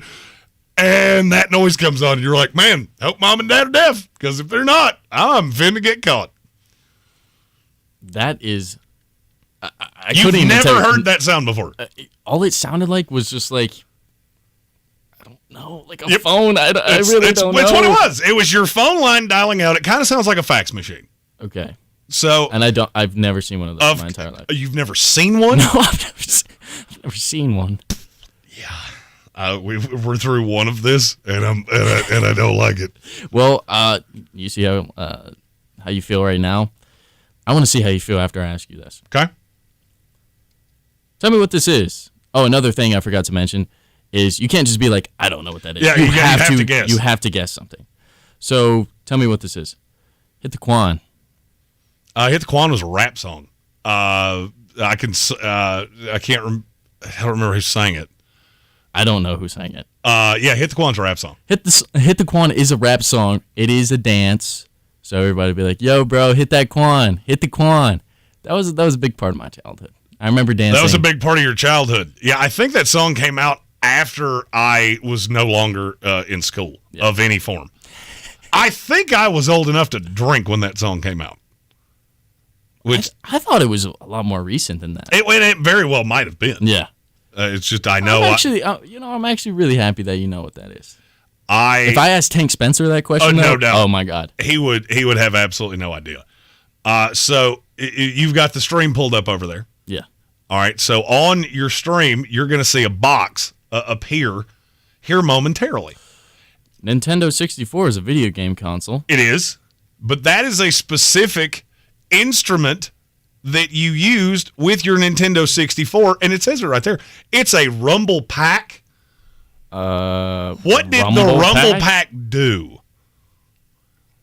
Did it vibrate? It did vibrate. That was the only way to make your Nintendo 64 console vibrate. And it took batteries. And you had to plug it into the back of your Nintendo 64 controller, and it made it weigh somewhere between 7 and 10 pounds. But it really amped up the realism of the game when you were playing GoldenEye. It would also make you occasionally pee in your pants when you were playing GoldenEye, and you had the sound down, and it would vibrate and scare the heeber-jeebers out of you at 1 o'clock in the morning. Ask me how I know. So they didn't have vibrating game controller? No, you had to buy an accessory, and it was pretty expensive from what I remember, that you plugged into the back of the controller and it would make it vibrate. Was it just the next best thing? Oh, yeah. Nintendo 64, of which, what was the console when you were a kid was what? GameCube. Okay. That's better than I thought. I thought you were going to say PlayStation 4. I bought my own PlayStation 4, so that would have made me feel some kind of way. Yeah, no, I actually had the GameCube. Wii was big. All right, so I just got to ask this now since I asked the Rumble Pack question. What you know about that Sega Dreamcast? What was that? He doesn't. You don't even know that's a game console. What? The Sega Dreamcast. Second Dreamcast? Sega. Sega? Sega. Yeah. Sega I know Dreamcast. Sega. I don't know. So they had what a is console. Dreamcast? It was called the Dreamcast. Okay. It was basically their rebuttal to the N64. So when the Nintendo 64 came out, the Dreamcast came out as well. Had some of the best football games you'll ever play. Did you play Tecmo Bowl? I'm not quite that old, but yes, I did play. I did play Tecmo Bowl a little bit, not a ton. Okay. Well, that means I'm up next. What is yeet? It's the noise that people make on TikTok videos that I don't really know what it means. Does it mean hitting somebody? No. Okay, because I've seen it used for that. Like Yeah. that sound comes out when somebody just gets decked. Yeah. No, when you hear yeet, like Yeah, that's how I've heard it. So yeet is kind of like a juke move. It really is. Okay. Yeah. So when you hit someone, I guess. But there was this famous Vine back in the day. I think I was. You knew what Vine was, so that's something. Yeah. But I was still like in 6th or 7th grade when Vine was still a thing. I remember there was just one little kid. He's doing a little dance, and you just hear yeet, and it's just like you're juking out somebody. Hubert Queen said yeet is throwing something harder than it should be. Yeah, like you can yeet something, yes, but you know what? Let's settle this real quick. Hold on. All right, while you're doing that, I have another one for you. Okay. Have you ever heard the term Columbia House? What? No. Okay, the Columbia House is. It has nothing to do with the college, I will tell you that much. Okay, maybe it is a TV studio? No, Columbia House is not a television studio. Okay. Columbia House was a service that every one of us probably owe no less than $10,000. Because here's what they would do. Okay. All right, they would send these junk mail things to your house, and they would give you 5 free CDs. Sometimes you would have to tape like a penny to a postcard, and they would send you 5 free CDs, but you were basically vesting into a contract that however many CDs they gave you for free, and it ranged from 5 to 5,700. You would basically agree to buy that many down the line. Well, here's the thing. They didn't have the interwebs, so basically there was a Jeremy Green, a Jimmy Green, a Jerome Green, basically every version of a J name that you can think of that lived at my house, but they didn't have my social security number. So they would send me the free CDs, and then I would go, yeet, and just, nope, I will never pay you another dime. Ever. So we're using my word now. There we go. 100%. That's what I love to hear. Yes. That's what I love to hear. Literally, if the IRS did an audit on people that had signed non-enforceable contracts with Columbia House, there wouldn't be enough jails in North America to house us all. Like every person listening to this show right now that is my age or older, we are all Columbia House felons. And anybody that tells you they're not is lying. Because we're all kids. We would intercept the junk flyer. Our parents aren't expecting it. Oh, I'm going to get all these CDs for a penny. And so I'm going to send this in, and then they're going to expect me to send them money. The problem is I don't have any. So what do we do now? Well, they sent another postcard. Make up a new name! And you did it over and over and over again. They actually tried to come back out with a vinyl, like you could buy vinyls that way. Yeah. And it did not last long because the business model was horribly flawed. So what years was this like a thing? Oh, I would say from the early to mid 90s until the early-ish 2000s. And they had these books of stamps that had CDs on them. And you would take the stamp off and lick the back of it and put it on a card and send it to them. And they would send you the CD that was attached to that stamp.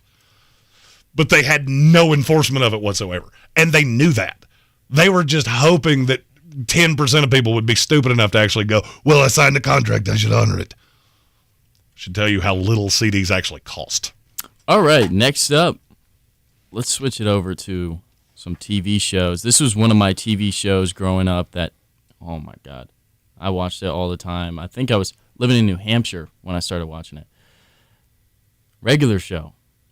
What is that? Regular Show? That's the name of it? Regular Show.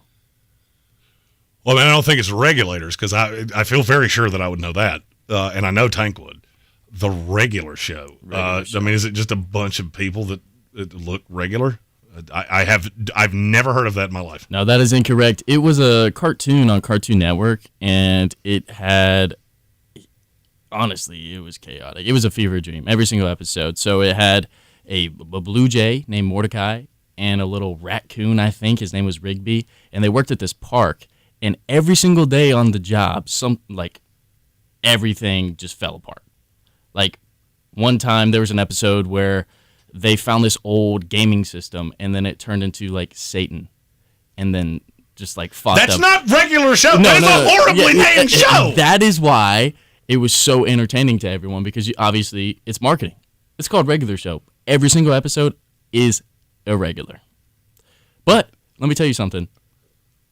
I couldn't stop watching the show. That should be called Chaos Show. Just nothing is right and nothing is normal. Well, it was a great show. I think it ran from 2010 until 2018, so 5 years ago it stopped. But that was a big part of my childhood. All right, so this is taking a little longer than we planned because I have a mess more. Yeah. But there's one more I have to get in. We may have to try to play this game one more time this week before Tank comes back because it's a lot more fun doing it this way. So mine is a 2-part question. Okay. We've talked about this on this show before. And there's actually a shirt that is attached to this that is coming out in our merch store tomorrow. It's 2 acronyms. And I want you to tell me what they stand for. So possibility to get 2 correct answers here. Okay. AIM. AIM. And ASL. I've heard ASL before, I'm pretty sure. But what does it stand for? So what was the first one? AIM. AIM? He has no clue. Oh, my God. Let me put it this way. Okay. So you met my wife on Sunday. Yes. All right. Obviously, coffee's for closers because I outkicked my coverage by a mess. HWA is much better looking than me. I learned virtually every move I have to be as suave as humanly possible. I learned from AIM. This is your game. You gotta guess something. Okay. And Iron Man. I really don't know. Okay. AIM stood for AOL Instant Messenger. AOL? America Online. I don't even know what that is. Oh, God. You know, I didn't need a reason to drink tonight, but I'm really glad you're giving me one repeatedly. America Online was like the first version of internet. So you had an AOL account. They would send a CD to your house. You would put the CD in your computer. It would load the software on your computer. And then you had, I believe we paid them money. I think you had to pay AOL for your internet service, but I don't remember. And you would have, it was like you had to make the really annoying noise, and you would connect to their server, and they would go, "You've got mail," when you had email. So it was almost like an app on your computer with your internet and your email and all of the other So kind of like Google Chrome? Yes, but Google Chrome is a much less intrusive version of this. Okay. This was tied to your email address. You had to sign in with your password to your email account, and it basically opened up the internet to you. So with America Online, they had chat rooms, and they had AIM. AIM was where you could talk to somebody else. It was almost like a text message on your computer. Yeah. But we didn't have cell phones back then. So if there was a girl in your class that you wanted to talk to, but you were weird and awkward, you could just get her screen name, and then y'all could talk all night long on AIM. And everybody had away screens and all these different things. And there's a lot that goes into this. So this is like the first form of social media, kind of? Kind of, yeah. It was the first version of texting for sure. And ASL was an acronym for age, sex, and location, which is how you would tell somebody if you didn't actually know who they were, how old you were, what gender you were, and where you lived. Okay, I was going to guess American Sign Language. So no, it's well, kind of, but that sign language was only one thing at all times. So it's the beauty of cameras where they can't see me on the radio. Love it. So, that's you have. Oh, my boy, I've got a lot to teach you in a very short period of time. AIM, and that was basically the only way I got dates from about the 6th grade until I was probably a sophomore in high school. Wow. Because you didn't talk to each other. You're awkward like middle schoolers. So you get online and you become Rico Suave. And you can say anything and you're funny and glib. And then you go to the movies and don't even look at each other because, well, I can't talk to you because we're sitting here together. I think it hasn't changed since today, too. I guarantee you, every person that is watching this show right now that is my age is laughing aggressively at this segment. And if they're not, they're sitting with somebody that they don't want to know how far down this rabbit hole they went when they were younger. Well, that was a fun game, huh? It was fantastic, and we have our first super chat of the day. I got to find the button. It's here somewhere. I got to get away from the America Online sound. I'm your huckleberry. It's from Curtis Davis. He said, Jeremy, regular show is a show where you sit back and do some crimes that resemble a fungi and let it take you for a ride. Also, Ed, and Eddie. I actually know what Ed, and Eddie was. Eddie as well. I never understood why there was one that had 2 Ds, which that doesn't double D make that doesn't make a whole lot of sense. Yeah. But I did know what that was. But the regular show thing, I've never heard of that. Well, I think Curtis Davis said it correctly. That show is chaos. It sounds about right. I got to show you a clip after the show. It sounds about right. Yeah, I mean, I'm not gonna lie to you, Jake, my boy. I got a lot to teach you in life. Gotcha. And you sufficiently made me feel really old and let me take a trip down memory lane, all at the same time. We may have to. I've still got a handful of these. Oh, I do We too. may have to put a pin in these. We've got Asheville Police Chief. I can't. Patrick Holt, I can't discuss that on this show, although there could be an after show sometime this week where we discuss that. That could be fun if we do a happy hour that's not on FCC radio, where we can discuss things like that. But I will give I'm your huckleberry. Patrick Holt that and his and rep his Holt Brothers barbecue brand, which is fantastic because. And he said you can talk about that. Well, but here's the thing: I can't talk about that. See, I'm an idiot, and I need Tank to look at me and go, yes or no. And there's no path to me doing that where he wouldn't have gone, no, don't do that. You're in the Sportsocracy. We got to take a quick break. After the break, we're gonna get weird. We're going to talk about Damian Lillard, and we're going to touch on the offseason files for the Chicago Bears. This is your time saver traffic on the new ESPN Asheville. Driving slow 26 westbound between Airport Road and the Blue Ridge Parkway. Near Avery Creek, Boulevard Road north and southbound, approaching Long Shoals Road is slow. Hendersonville Road southbound stop and go between Biltmore Forest and Overlook Road. Sweeten Creek Road southbound is slow approaching the Blue Ridge Parkway to Mills Gap Road. In Fairview, Charlotte Highway near Hollywood Road, expect delays both directions. Smoky Park Highway moving well. I'm Lehman Fuel with your Time Saver Traffic. This report is sponsored by Staples Stores. Staples Total Support Plans are your tech plans for the unplanned. With 24/7 PC protection against bugs, cracks, and hacks. Plans start as low as $199.99. Plus now get up to $250 off select computers in-store only. Offer ends July 29th. See an associate for details. Protect your tech at Staples. In a new series from the teams at Novel and iHeartRadio, this is the Fighty Pups. We're going out on the ice with the most violent hockey team ever. That was guerrilla warfare at its highest. Were they heroes or villains? You decide. You and I are going to have a problem. Do you understand what I'm saying to you?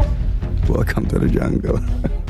Listen to the Fighty Pucks on the iHeartRadio app or wherever you get your podcasts. Spring in the South means the return of Atlanta Braves baseball. There's a liner out towards center field. It will lay down. Here comes Ronald. Braves win it. The 2023 Braves load up for another huge season. The Braves play here on ESPN Asheville. When you can find everything you need at prices you can afford, that's totally Target. It's that feeling when quality Good and Gather ingredients on the barbecue bring family around the table. Or when favorite day after practice snacks let you celebrate the whole team for less. It's when saving more on Up and Up sunscreen means more fun in the sun. And when Target Circle Rewards program gives you more perks on what you buy most and is always free to join, that's totally Target. You might not know this, but the Ingalls Bakery is actually a bakery. As in, we bake things, really delicious things. Things like crusty breads just waiting for that scrumptious strawberry jam. Apple fritters to pair perfectly with that morning cup of coffee. Cakes for any occasion, customized to your precise standards. And did we mention the cookies? It's all in the bag.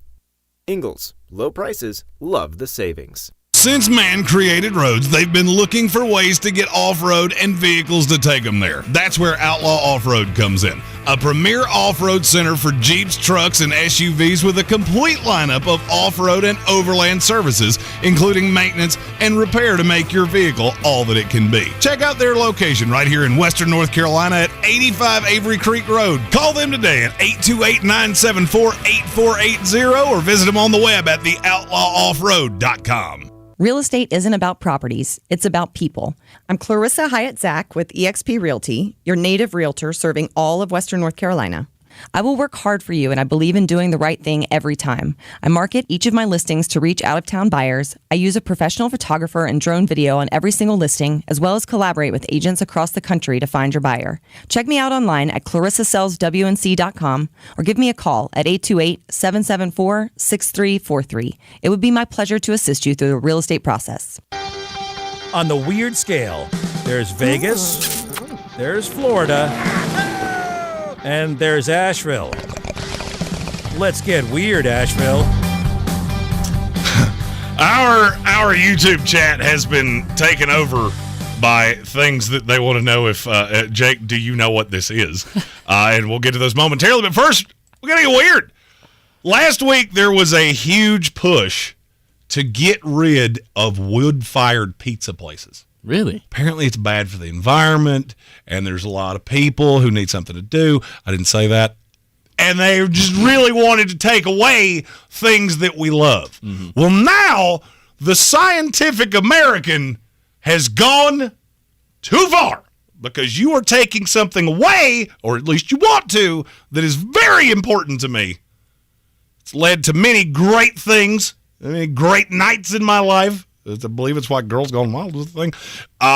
They published an article titled Climate-Friendly Cocktail Recipes Go Light on Ice. And what they're trying to eradicate is the margarita and other frozen blender lovely concoctions that we have at nightlife establishments all over this country. What? So basically what they're saying is that the ice machines are bad for the environment, and it uses so much water because you got to have 100 gallons of water to make 100 pounds of ice. Here's the thing, all right? I'll concede. All right, you made your electric cars. I don't understand it. Jake got to he bared witness to me not understanding an electric car at all. Clarissa Hyatt-Zach has an electric car, and I couldn't figure out, why will it not turn on? It is on. No, it's not, because it didn't make a noise, okay? So I conceded to that. I gave you that. I'll give you a lot of things. Wood-fired pizza, I could care less. Deep dish pizza is better, and it just is, okay? Sorry. You give me thin crust pizza that's just a cracker with crap on it, all right? I need bread. But you are not taking happy hour margs away from me. I just don't understand that because you also have Starbucks. They also have a lot of ice. You have any smoothie place. And you know why? Government conspiracy. The birds. The birds only want to take things away that I enjoy. Next, it'll be domestic lights and all the other things, sports. You already did that once. Yeah. Hey, you're going to take away all the things Jeremy enjoys because the government is a full-on conspiracy to make me unhappy. And I will not stand for it. This is reason number 714. We need mullet mayor. Well, I got a story that is... I saw the headline, and I had to do a little double take. I'm like, well, are you serious? Pink. Do you know Pink, the singer? Yes. Yeah. So she was performing the other day in London. She was singing a great song. You know, the fans were digging it. Fans were throwing gifts on the stage for her. But there was one gift that sparked a different reaction from Pink. I can't wait to hear what this Pink stunned after fan throws mother's ashes on stage. Nope, out. Seacrest out, in the concert. Yeah. I'm going home, and I have to bathe myself in holy water. Pink asks the fan, "Is this your mom?" She continues, "I don't know how I feel about this. Who would feel good about this?" So people are weird about ashes. That is something that I have determined over the years. And I'll tell you why. It was a story that happened. It was not long after I came here. And it was one of the first times that I had like pretty good access to an athletic event. And Matt, the best man for my wedding, we'd gone down to Atlanta to see the Jets and the Falcons. They were playing preseason. And this is a turf field. All right, so it's not grass. It's open air, but it never rains on this field. Yeah. It's one of those that they take out the back door and they let it get sun. And so we randomly saw somebody walking on the field, and none of us could figure out what they were doing. And they literally were walking around like a flower girl, throwing flowers. The only thing we ever figured out is because the only thing that makes any sense, they did not work with the Falcons, but they had one of those lanyard credentials. The only thing I can figure is that they were throwing the ashes of a loved one on the field. Don't do that, okay? No. That's weird. I mean, look, I'm one of those. I am on record. If you cremate me, I will haunt all of you. All right? I have a platform. I have a show. I will haunt all of you.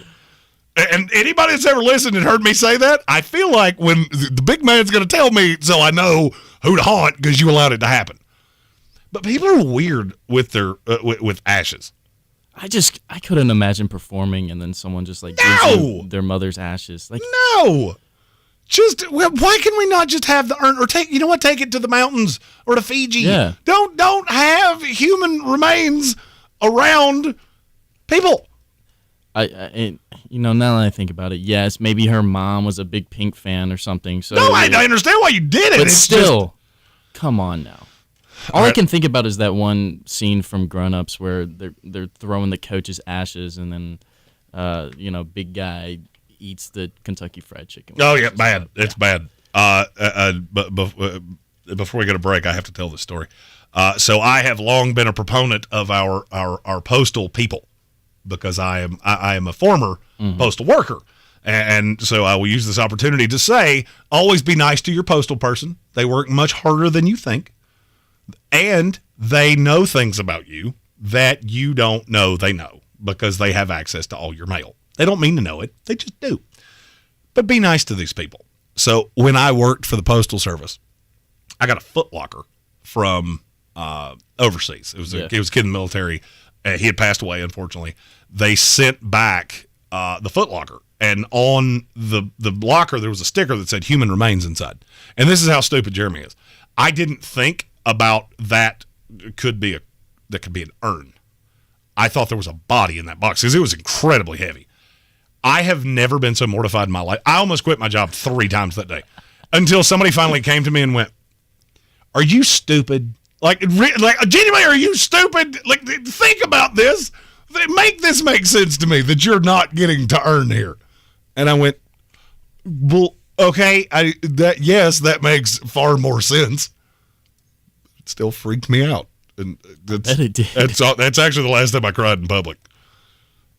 Oh my gosh! I don't do blood, and like you bleed, you die. I'd be the worst doctor ever. You come into my ER bleeding, they dead. It was a paper cut. Yep.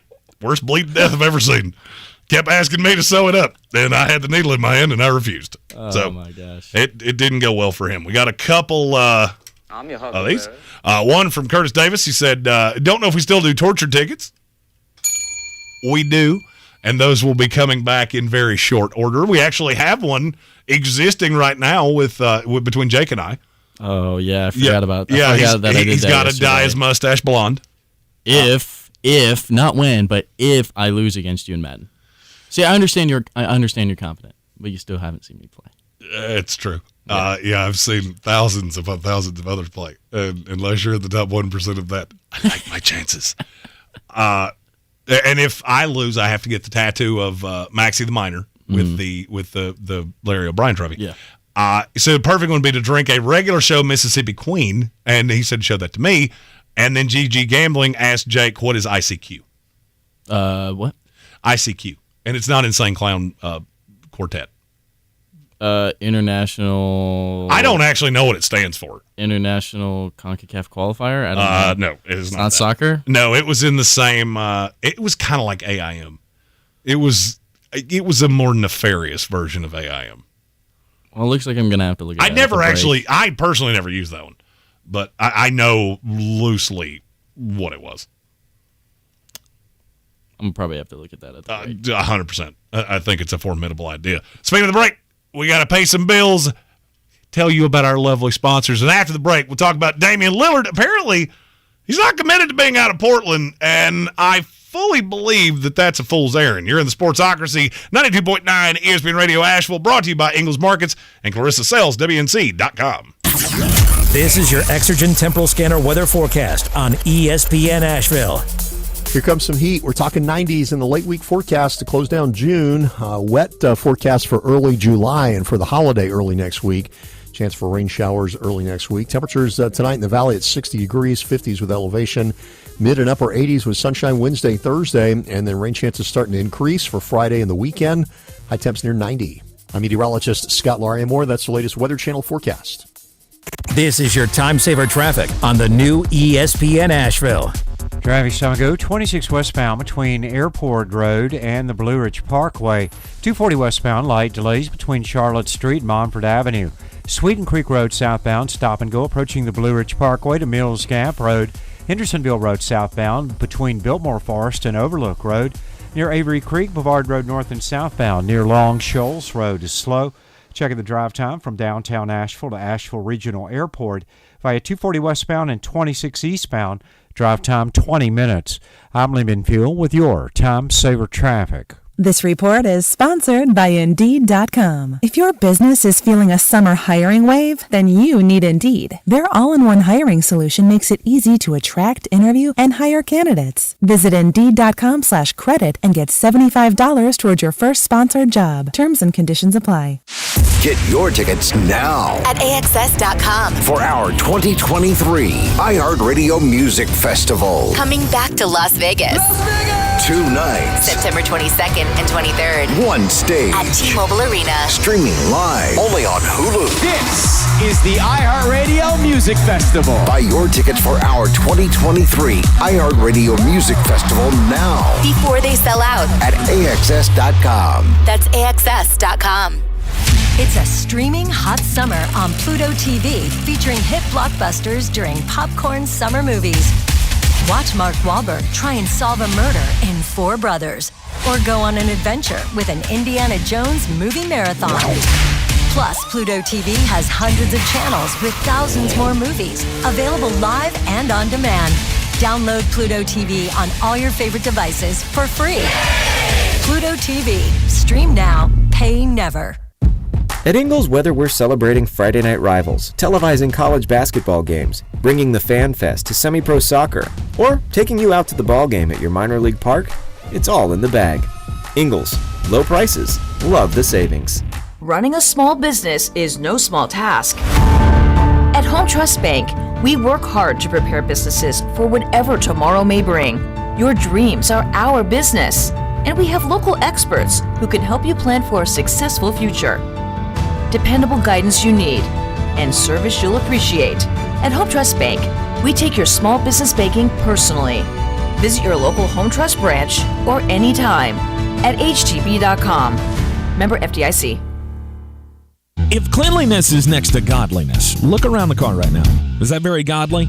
Look, life comes at you fast, but so does WBNC Auto Detailing. They have the tools to make your interior look like it's coming off the showroom floor. You don't believe me? Check them out on Instagram. All that filth and years of stains disappear. WBNC Auto Detailing does full interior and exterior details with paint correction, and they do wax and ceramic coatings. Call WBNC Auto Detailing at 455-3700. Premium care with a Southern hospitality touch.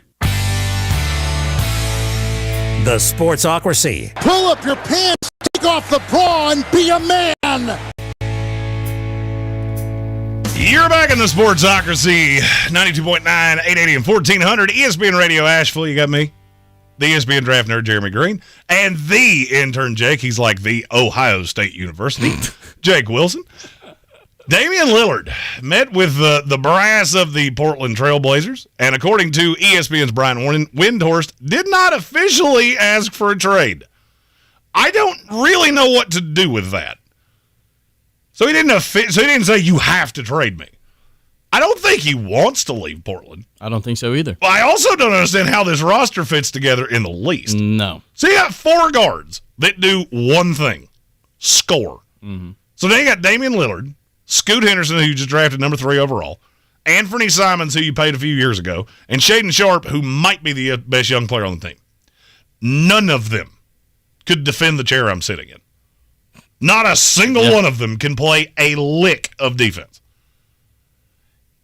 And I feel like Damian Lillard, I've gotten to the point with Lillard that I feel like this is the relationship that it's sailed its course, but you just don't want to give up.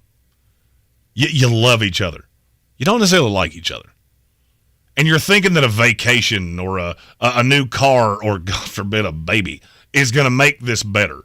And according to some reports that have been floating around the interwebs, his ideal offseason is that they bring back Jeremy Grant and they go chase Draymond Green, who every indication is that he's going back to Golden State for a very sizable, probably 3-year deal. 100%. Okay, so let's just say that happened. Let me play devil's advocate here. Let's say he gets everything he wants. And you somehow get Draymond, and you've got Nurkic and Grant, and then 4 score first guards. Where's that finish in the West? Maybe a play-in? I think it would definitively get in the play-in if Damian's healthy. Yeah. Because 1-7, you're probably the 6th best team in the West. Yeah. You're going to go in and get annihilated by the Suns. They're just so young right now. You're going to get annihilated by the Warriors. You're going to get annihilated by your 2023 NBA champion Denver Nuggets. And so I get to the point, and this is the question that I want to ask you, because you have come up in a different age of sports. Yeah. You don't remember Patrick Ewing as a Seattle Seahawk, Supersonic. I was want to call them the Seasonics for some reason. That's a really hard word to say. You don't remember that. No.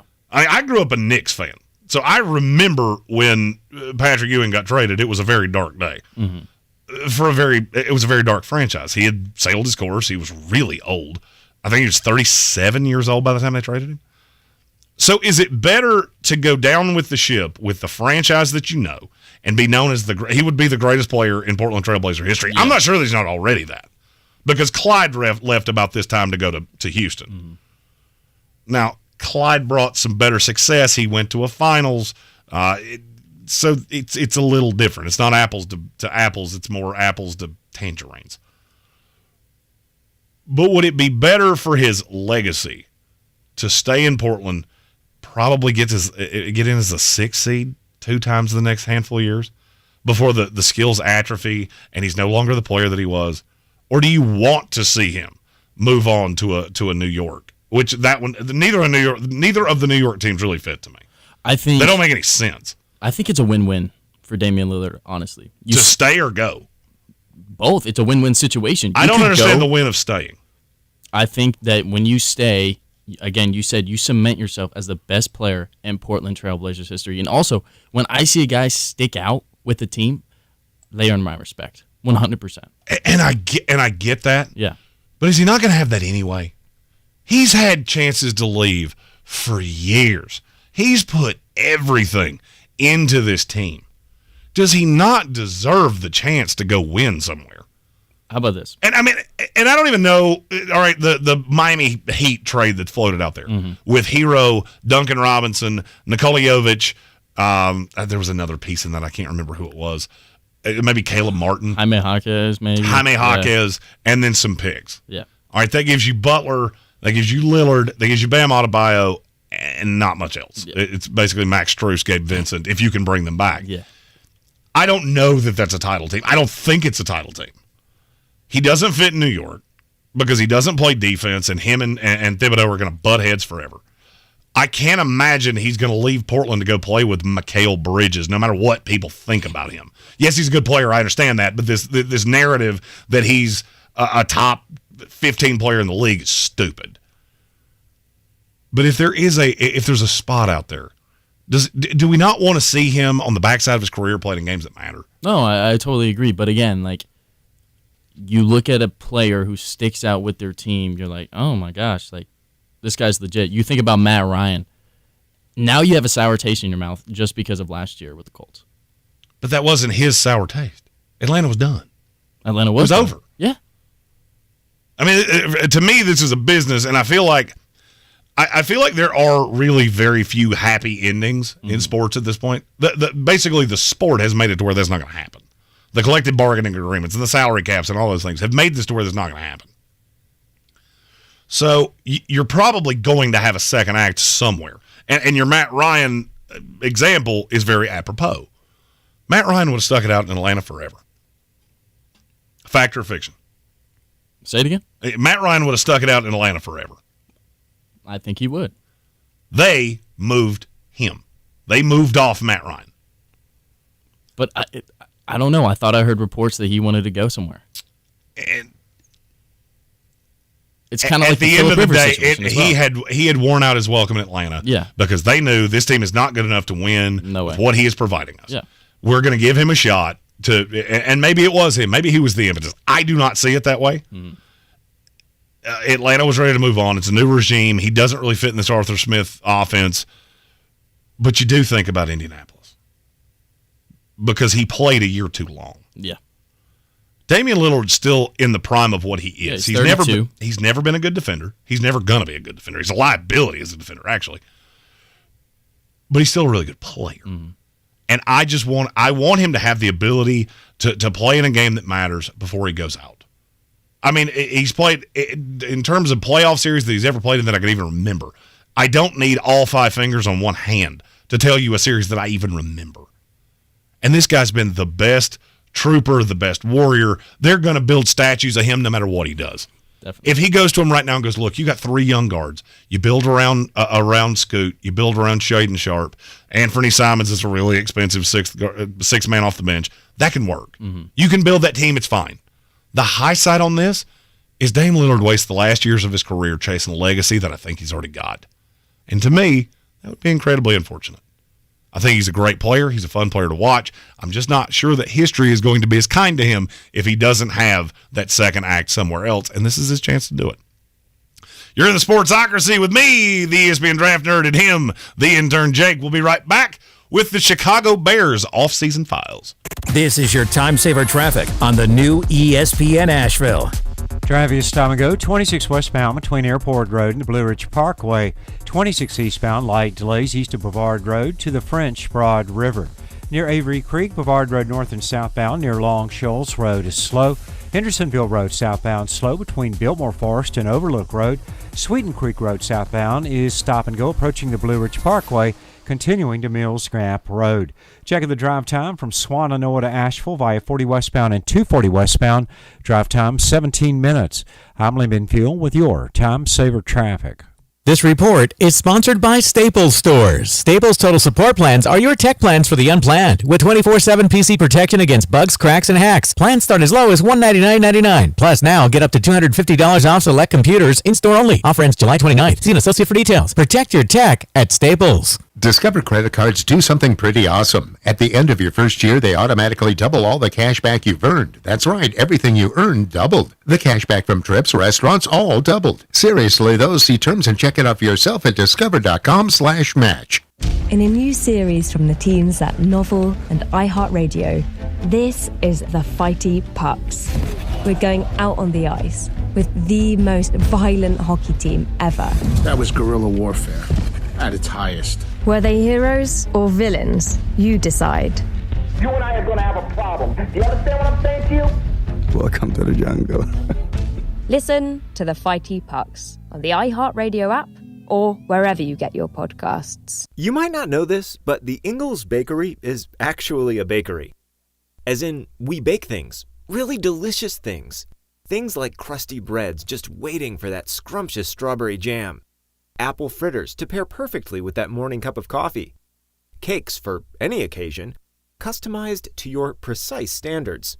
And did we mention the cookies? It's all in the bag. Ingalls, low prices, love the savings. Rogue Combat Club, Asheville's home for comprehensive martial arts training, has a goal for our community, one that's stronger, more fit, and unwavers in its support of one another. Rogue Combat Club's instructors have competed at the highest levels and offer classes for everyone from young children to adults in Brazilian Jiu-Jitsu, Muay Thai, and wrestling. Rogue Combat Club classes can help you boost your self-confidence and self-defense skills while weeding out the egos and intimidation found at other gyms. Join today at roguecombatclub.com. I believe real estate isn't about properties. It's about people. I'm Clarissa Hyatt Zach with eXp Realty, serving all of Western North Carolina. Navigating the home buying and selling journey can feel overwhelming at times, and that's why having an agent who cares about you and your needs is key. I'm a native of Western North Carolina, and I close over a home a week. I'm an expert in the market, pricing my sellers correctly to net you the most money, and working as a skilled negotiator for my buyers. Please give me a call today at 828-774-6343 to set up a complimentary market analysis. The Sportsocracy. The ceiling is the roof. Let's make it happen. Let's keep moving forward. Back in the Sportsocracy here, 92.9, 880 and 1400, brought to you as always by Ingalls Markets. Live from the Ingalls Studios here at lovely Radio Ranch and Clarissa sells WNC.com. I am the ESPN draft nerd, Jeremy Green. He is the intern, Jake. Off-season files for the Chicago Bears. I'm getting ready to say something I never thought I would ever say out loud in my entire life. Let's hear it. The Chicago Bears could make the playoffs in 2023, and it would shock me in the least. Oh, yeah, me neither. Their schedule is poopy. I mean, almost hard to comprehend. How are you not going to win 9 games? And look, I'm not backing off anything I've said about Justin Fields. He is a dynamic runner. Mm-hmm. He has a arm. No adjective. But you hear the reports out of camp about the relationship with DJ Moore. You look at all the things they added on the defense. This was not an NFL football team last year. It wasn't. And that's not me being spicy. That's not me being a jerk about the Bills or the Bears, excuse me. This was not a roster that deserved to be called an NFL football team. Do you think they won the offseason? I'm not going to say they won it. I think they did a very, very good job. I think so as well. Finding a way to move off one the way that they did was incredibly impressive. Getting the future first-rounder from Carolina, moving back, still getting the guy they wanted, and even moving down, still getting the guy that they wanted, and Darnell Wright. I'm looking at the line going, okay, what you got last year in Braxton Jones, Tevin Jenkins sliding to the inside, Darnell Wright, who I think is going to start on the right side. It may take a little bit, but I think he's going to play on the right side very early. And then Nate the weapons. I like Nate Davis. Yep. Cody Whitehair probably playing center. Mm-hmm. I like what you're doing. It all, for me, comes back to the quarterback. Because your division looks like Olympus is falling. The Green Bay Packers no longer have Aaron Rodgers. The Minnesota Vikings are selling everything that's not strapped down to the floor. And the only thing that anybody can really have belief in is the Detroit Lions, who scoreboard says you probably shouldn't be just blindly believing this the way that you are. Not saying it won't happen. I love Dan Campbell, love Ben Johnson, I love Aaron Glenn. It's still the Lions. So You're that's not wrong. that's You not are the not wrong layup that there. everybody's making it. I heard Dan Orlovsky say the same thing this morning. This is not the layup that you're trying to make it out to be. Do I think the Bears are winning this division? No, I don't. And my biggest question is, what is your offense going to look like? Because to me, what you did last year was out of necessity. And I'll give you, and people say, oh, but he ran for more yards than any quarterback. I don't care. I don't care. Scoreboard says that ain't going to win in this league when you come up against the Pat Mahomes, the Joe Burrows, the on and on and on of the league. You're not going to beat me by running the veer. So here's my question. Can Justin Fields keep an element of that and grow the way that Lamar Jackson did? I think so. Can he be as good as we have seen Lamar Jackson outside of the MVP year? He'll never be an MVP in this league. I'm borderline willing to stake my reputation on that. I think we can see a great jump next year for Justin Fields. I don't think that he will get to Lamar Jackson. But again, you look at the weapons, DJ Moore, Chase Claypool, Darnell Mooney, and they drafted Velus Jones last year. So he could break out. I'm good with the weapons. Yeah. I'm to the point, and didn't even mention Cole Kmet. Yeah. I think Khalil Herbert's going to be a dog this year. I think you have all of the pieces. I'm not sure your defense is where you need it to be. To me, you've drafted fine. But they had Eberflus. Yeah. I might be a little biased. I was about to say you're a Colt guy. He was your guy. Yeah. He means squat to me. And I have a long-standing belief. I wouldn't hire a defensive head coach in the NFL at this point. I don't care who it is. No, me neither. I love D'Amico Ryans. No way. I'll let somebody else do it. I think he'll be a great coach in Houston. I think it greatly limits your ceiling. Well, you're talking about their defense. They obviously their biggest free agent signings this offseason was T.J. Edwards from the Eagles and Tremaine Edmonds from the Bills. I feel like that helps their defense out quite a bit. And the only thing I'm going to say to that is it's two off-ball linebackers. All right, these are two guys playing a position in the NFL it's not quite as devalued as running back, but it's pretty close. It's the running back of the defense, and I like both of those guys. I'm still trying to figure out where exactly is your pass rush going to come from, because you don't have a lot that makes me feel warm and fuzzy there. I mean, you got a couple guys. Yeah. I like DeMarcus Walker. I don't think I've ever looked at an NFL team and said, that's the best pass rusher on your team. You're going to be just hunky-dunky. But is it untoward to say that this team could go 8-9, 9-8?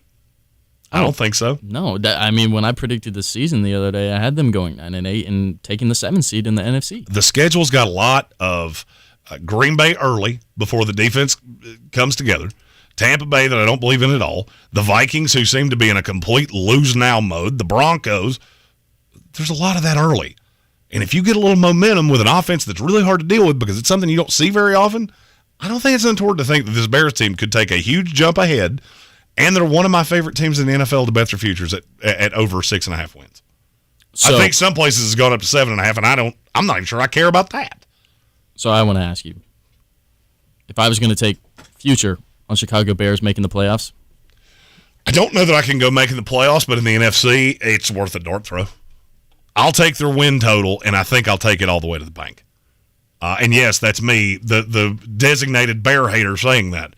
The Bears are on the right track, but it all begins and ends with Justin Fields. You're in the Sportsocracy. Happy hour up next. Daily Draft. First time just me and Jake. Coming up next. This is your Exergen Temporal Scanner weather forecast on ESPN Asheville. Here comes some heat. We're talking 90s in the late week forecast to close down June. Wet forecast for early July and for the holiday early next week. Chance for rain showers early next week. Temperatures tonight in the valley at 60 degrees, 50s with elevation.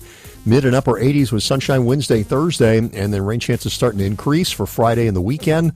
High temps near 90. I'm meteorologist Scott Larimore. That's the latest Weather Channel forecast. This is your time saver traffic on the new ESPN Asheville. Driving this time ago, 26 westbound between Airport Road and the Blue Ridge Parkway. 26 eastbound, light delays east of Brevard Road to the French Broad River. Near Avery Creek, Brevard Road north and southbound near Long Shoals Road is slow. Hendersonville Road southbound slow between Biltmore Forest and Overlook Road. Sweeten Creek Road southbound is stop and go approaching the Blue Ridge Parkway, continuing to Mills Gap Road. Checking the drive time from Swannanoa to Asheville via 40 westbound and 240 westbound.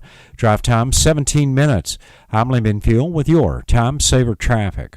This report is sponsored by Indeed.com. If your business is feeling a summer hiring wave, then you need Indeed. Their all-in-one hiring solution makes it easy to attract, interview, and hire candidates. Visit Indeed.com/credit and get $75 towards your first sponsored job. Terms and conditions apply. From the Ingalls Studios, this is ESPN Asheville, WPEK, W225CJ Fairview, WMXF Waynesville, and iHeart Radio Station.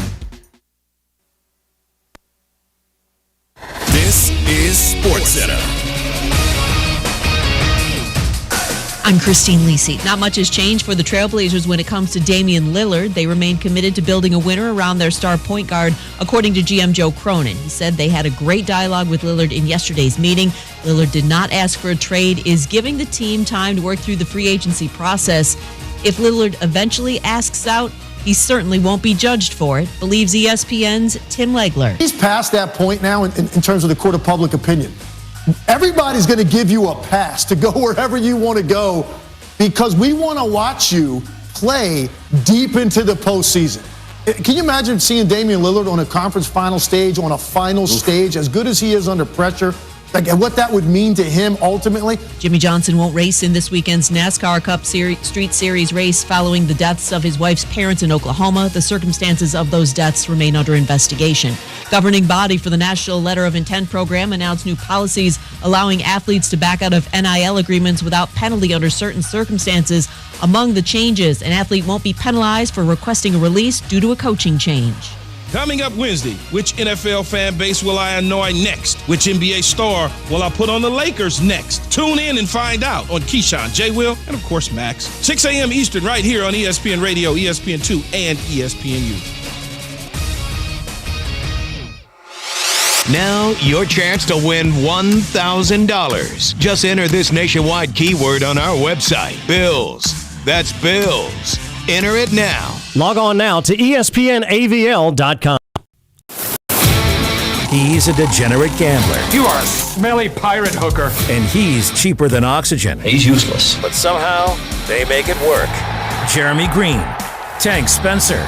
There's no holding back in the Sportsocracy. Presented by Ingalls Supermarkets.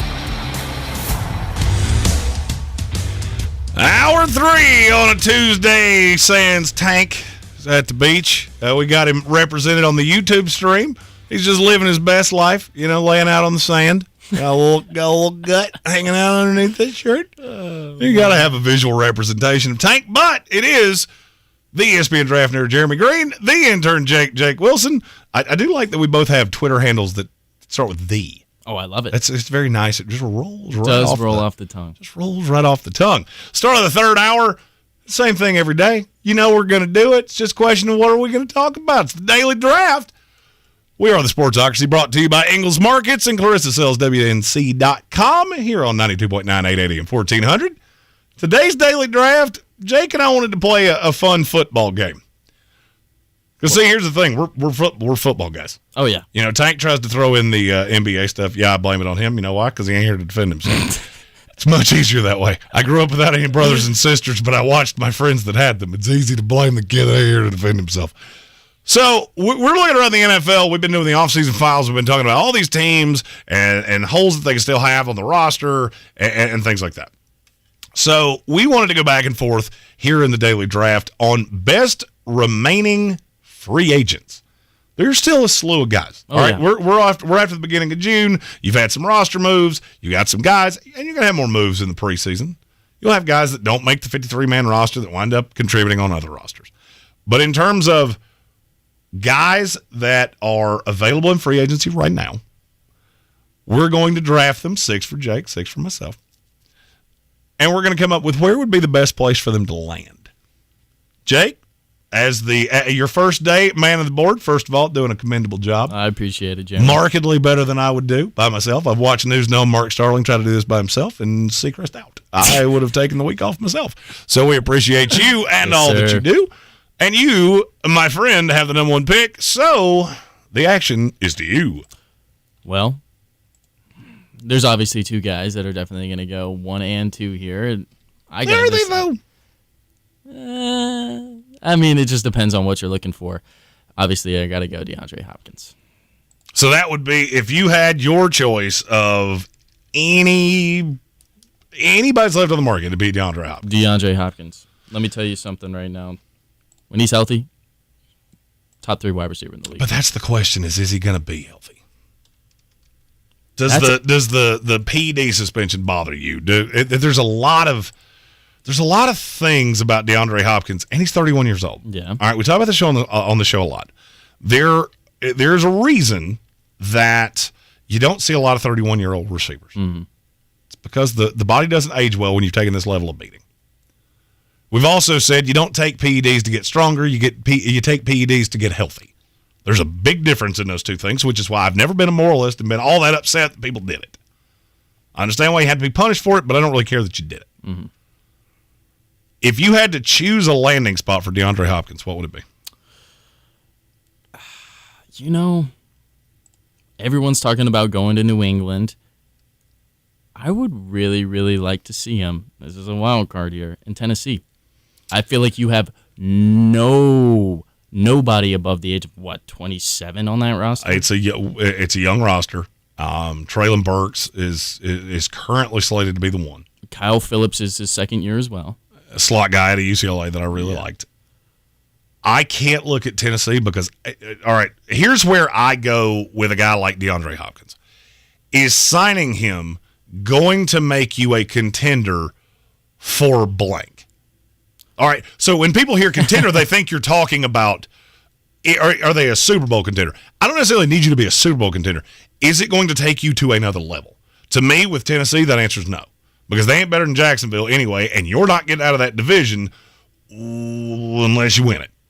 Sorry. Your culture in the same boat. Yeah. No, I understand. But if I had to go with another team, I've been always eyeing down him going to Cleveland. I feel like that would be very special as well. A team I went with Amari Cooper and Elijah Moore.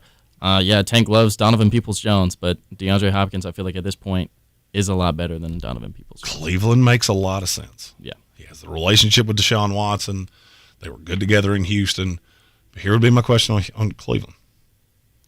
Do you not have enough targets as it is? Oh, you do. You got Amari Cooper as your one. I think Elijah Moore is probably going to be the steal of the offseason as your slot guy. Mm-hmm. You got Donovan Peoples-Jones. You invested a draft pick in Cedric Tillman, and you've got David Njoku. Didn't even mention David Bell that you took in the 3rd round last year. Yeah, and he's going to pop at some point. I think Cleveland has enough weapons. And that was one of the impetus of us talking about this, that 2 dark horse teams have come out of the woodwork, according to ESPN Sal Palantonio, on DeAndre Hopkins. The Cleveland Browns are one, and then there's my answer. It's the Carolina Panthers. He's from close to here. Yeah. This would be his hometown team. Yeah. And he's their definitive one. And that fixes a problem I've had with Carolina. I didn't think he would have any interest. And I'm not going to lie to you. This could be his agency, his representation, using Carolina, using Cleveland, 2 places that make a lot of sense to drive up the price. Because I can tell you definitively, I've been told by people in the league that he's not getting the numbers that he wants. Mm-hmm. There's a lot of incentives and a lot of escalators and things like that. And that's not necessarily what he's after. But if he's serious about this, to me, the Carolina Panthers is the team that makes the most sense. I think so as well, but the only thing that scares me about that is you already have Adam Thielen. Adam Thielen's 413 years old. That's what I'm saying. And he plays best in the slot. Yeah, no, but I'm saying you have Adam Thielen, you have DeAndre Hopkins. Do you want to risk it for 2 players that... For a year. But for me, it's just for a year. Okay. I drafted a guy in Jonathan Mingo that I think can be... I think that can be the one down the line. I said I thought he was one of the sleepers of the draft. Yeah. I told you coming into the draft that this is a kid that's going to go higher than you think, and he did. He went right behind that first runner receivers at the start of the 2nd round. Now, he did not run a complex route tree at Ole Miss. I don't know how quickly he will adjust to the league, but I know I got that in my hip pocket. And now I can slot him as the 4. I've got DJ Chark. I've got DeAndre Hopkins, Adam Thielen, Terrace Marshall, Laviska Shenault, and I can bring Jonathan Mingo along slowly. If I'm Carolina, I would go to his representation and go, I don't know if you're using me. I don't know if I'm being used as a chess piece. The New England thing never made sense to me because of Bill. Yeah. Him and Bill O'Brien had a bad relationship in Houston. That is not a spicy take. That's not me hypothesizing. That is a fact. It is a documented fact. And to tell me that they're just ready to kiss and make up 3 years later, I don't buy it. I also look at New England and go, that's not changing you. DeAndre Hopkins does not make you a wild card contender any more than you are right now because you're going to win by running the ball and by playing good defense. Yeah. I do feel like I would feel better about Carolina winning this division with DeAndre Hopkins than I currently do. Oh, I do too. 100%. 100%. So that leads you with the second pick. I take DeAndre Hopkins. Who are you going to take here? Okay, I got to take Dalvin Cook, even though he's running back, and I don't really want to. There are a ton of running backs still left on this market. It is very obvious to me why he has not gotten the numbers that he would really be looking for. There's also not just a clear-cut fit. Yeah. The Jets make some sense to me. I like Miami. But why? He's going to be your fifth running back. You're going to carry 5 running backs on a 53-man roster. It doesn't make any sense to me. I would drop Jeff Wilson to get Dalvin Cook. Doesn't make any sense to me. Because you're going to pay him money as a depth piece, then why did you sign him? You could have had Dalvin Cook. This is the thing that's always bothered me about Dalvin Cook. Miami could have had him in the offseason. This was the worst-kept secret on the planet that Minnesota wanted to move on from Dalvin Cook. But the money. I got that. You can restructure those things. If he wanted to get to Miami so bad, there was a way to do that.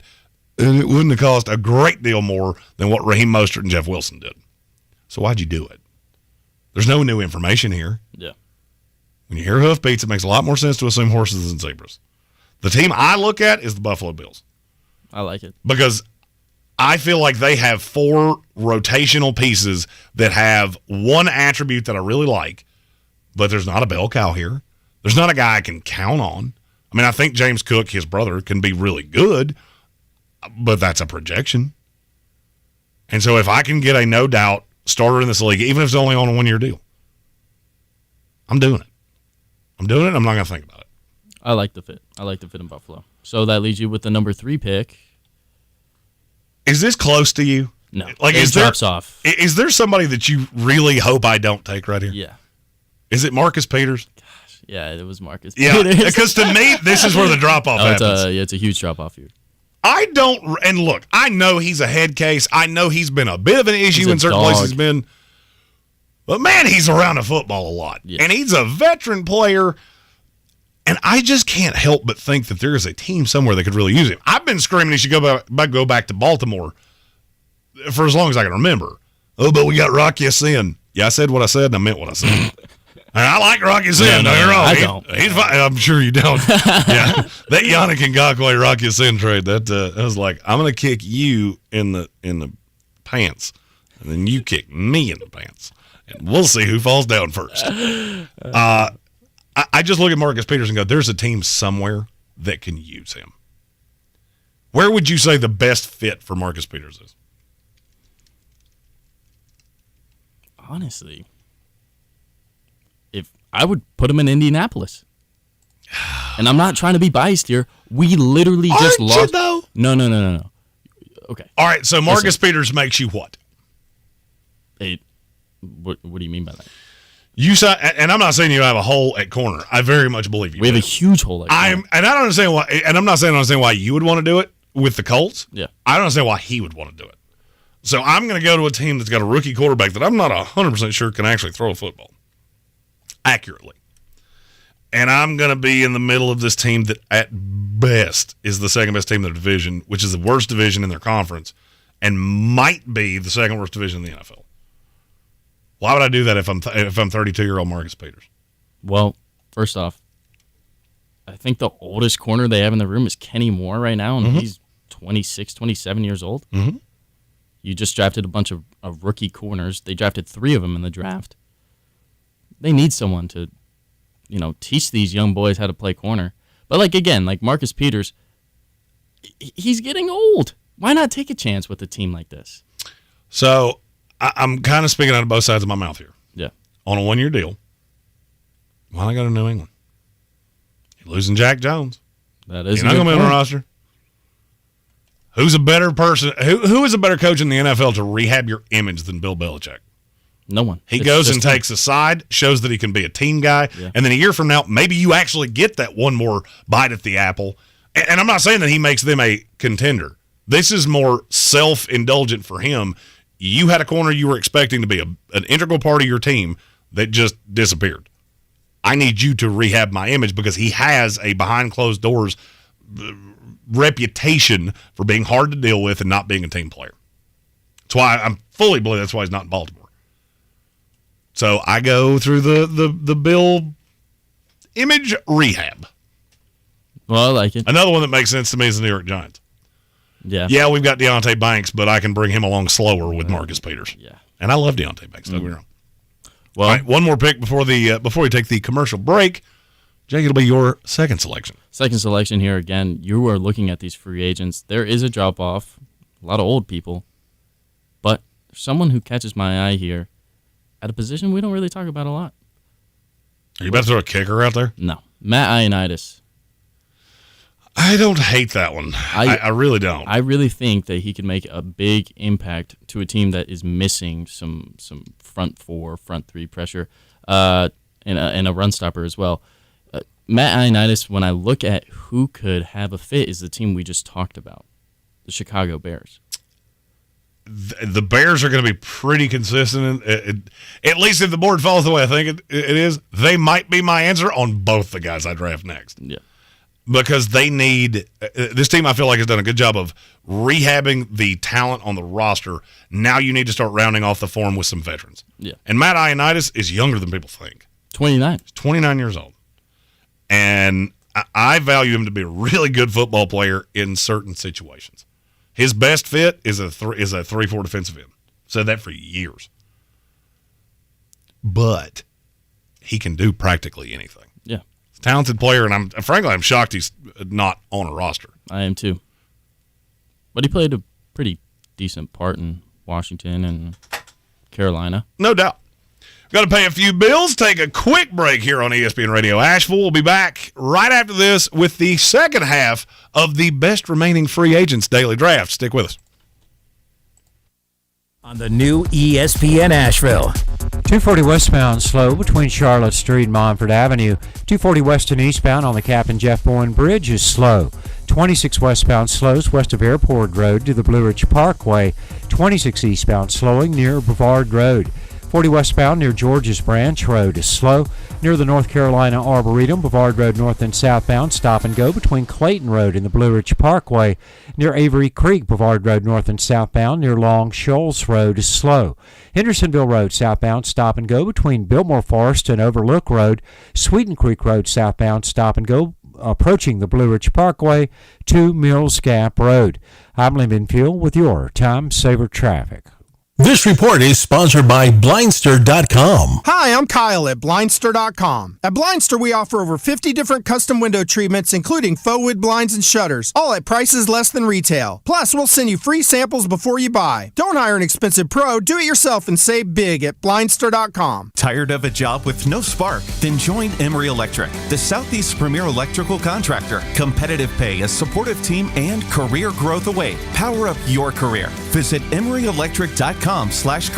That's EMORY electric.com. Why do you change your car's air filter? Because when it's clogged, it doesn't work. The same is true of your nose, the body's air filter. It's great at trapping allergens, dust, and viruses, but unless you clean it regularly, they can stay trapped, making you miserable. I'm Martin Hoke, inventor of Navage, the world's only nose cleaner with powered suction. Navage pulls saline in one nostril, around the back of the nose, and out the other nostril, helping to flush out allergens, mucus, and germs. Here's a testimonial from a verified purchaser and a big Navage fan. Quote, I've been suffering for 30 years with chronic sinus infections and allergies. I stumbled across Navage. The suction is amazing. It cleared my sinus cavities better than anything I've tried before. Unquote. Navage has over 120,000 reviews with a 4.6-star average written by people who use Navage to breathe better, snore less, and feel healthier. Wash your body's air filter with Navage at Walmart, Walgreens, CVS, Rite Aid, and Target. Navage, N-A-V-A-G-E, clean nose, healthy life. Tired of getting dinged? By monthly fees on your checking account? You need Simple Checking from Home Trust Bank. With Simple Checking, you get all the essential checking services for free, including 100% online access and a free Visa debit card. It's everything you need from a checking account, but no hoops, no surprises, no monthly fees. Stop by today or call 800-627-1632. Simple Checking at Home Trust. Ready for what's next. Member FDIC, Equal Housing Lender. If cleanliness is next to godliness, look around the car right now. Is that very godly? Look, life comes at you fast, but so does WBNC Auto Detailing. They have the tools to make your interior look like it's coming off the showroom floor. You don't believe me? Check them out on Instagram. All that filth and years of stains disappear. WBNC Auto Detailing does full interior and exterior details with paint correction, and they do wax and ceramic coatings. Call WBNC Auto Detailing at 455-3700. Premium care with a Southern hospitality touch. Since man created roads, they've been looking for ways to get off-road and vehicles to take them there. That's where Outlaw Off-Road comes in. A premier off-road center for Jeeps, trucks, and SUVs with a complete lineup of off-road and overland services, including maintenance and repair to make your vehicle all that it can be. Check out their location right here in Western North Carolina at 85 Avery Creek Road. Call them today at 828-974-8480 or visit them on the web at theoutlawoffroad.com. The Sportsocracy. Why are you smiling? Because I love football. Daily draft time here in the happy hour. It's quitting time. You're driving to your house. You got nowhere to go. Just hang out here with the ESPN draft nerd, myself, and the intern Jake, as we draft the best remaining free agents across the NFL landscape. We're through 2 rounds. The intern Jake has DeAndre Hopkins and Matt Ioannidis. I have Dalvin Cook and Marcus Peters. I feel like I'm off to a formidable start. You are off to a but good there is a guy that I don't want you to take. So hopefully, I had Matt Ioannidis on my list a little bit later, but the guy that I wanted with my next set of picks. So hopefully you don't take the guy that I'm eyeing right now. I honestly don't know if you are eyeing this guy, but I feel like this guy can address a huge need on one team. I've seen the upside from him. Let's talk about playoff Leonard Fournette. I can definitively say that is not who I was talking about. That's of all the running backs, Fournette's the one you would want. I like Fournette a lot. Ahead of Kareem Hunt. Now, the only thing that scares me with Kareem Hunt is the off-field issues. And I'm not trying to diminish what he did, but that's the only thing, to my knowledge, he's ever done in his life. Yeah, but still, like, obviously, yes, Kareem Hunt, if he finds the right spot, but I don't see Kareem Hunt as a one anywhere. I think Leonard Fournette. Well, that's okay to disagree. It is okay to disagree, but I think Leonard Fournette would fill a huge vacancy in one place that you've been talking so much crap about, the Minnesota Vikings. If he went there, he would take the number 1 spot as the running back, and then you would probably feel a lot better about that offense. Would I, though? I think Leonard Fournette or Alexander Madison. It's closer than you think. No way. It's closer than you think. No way. Now, you got to understand, I was a truther on Leonard Fournette before he ever left Jacksonville. Of his name is hiding a lot of deficiencies here. And then in Tampa Bay, Tom Brady hid a lot of deficiencies. I have long said if Leonard Fournette's name was Cam Akers, he would probably have never been in that second stint in Tampa Bay. He probably never would have been the unquestioned starter. He literally has a reputation as being a better player than he is. He's a stat accumulator. He was great for fantasy football. He has, to me, not been a great running back basically ever in the NFL. Ever? Ever. I think he's the most overrated player probably in my lifetime. Oh, he had 1,000 yards. Do you know how many opportunities it took to get him there? Yeah, but he was a focal point in that Jacksonville Jaguars offense when they went to the AFC Championship. Obviously, it was his rookie year. For a year. Yeah. And then he fell off a cliff, and he's continued to fall off that cliff quite often. Oh, but he was good with Tom Brady. Name me a running back that wasn't good with Tom Brady. Rex Burkhead was good with Tom Brady.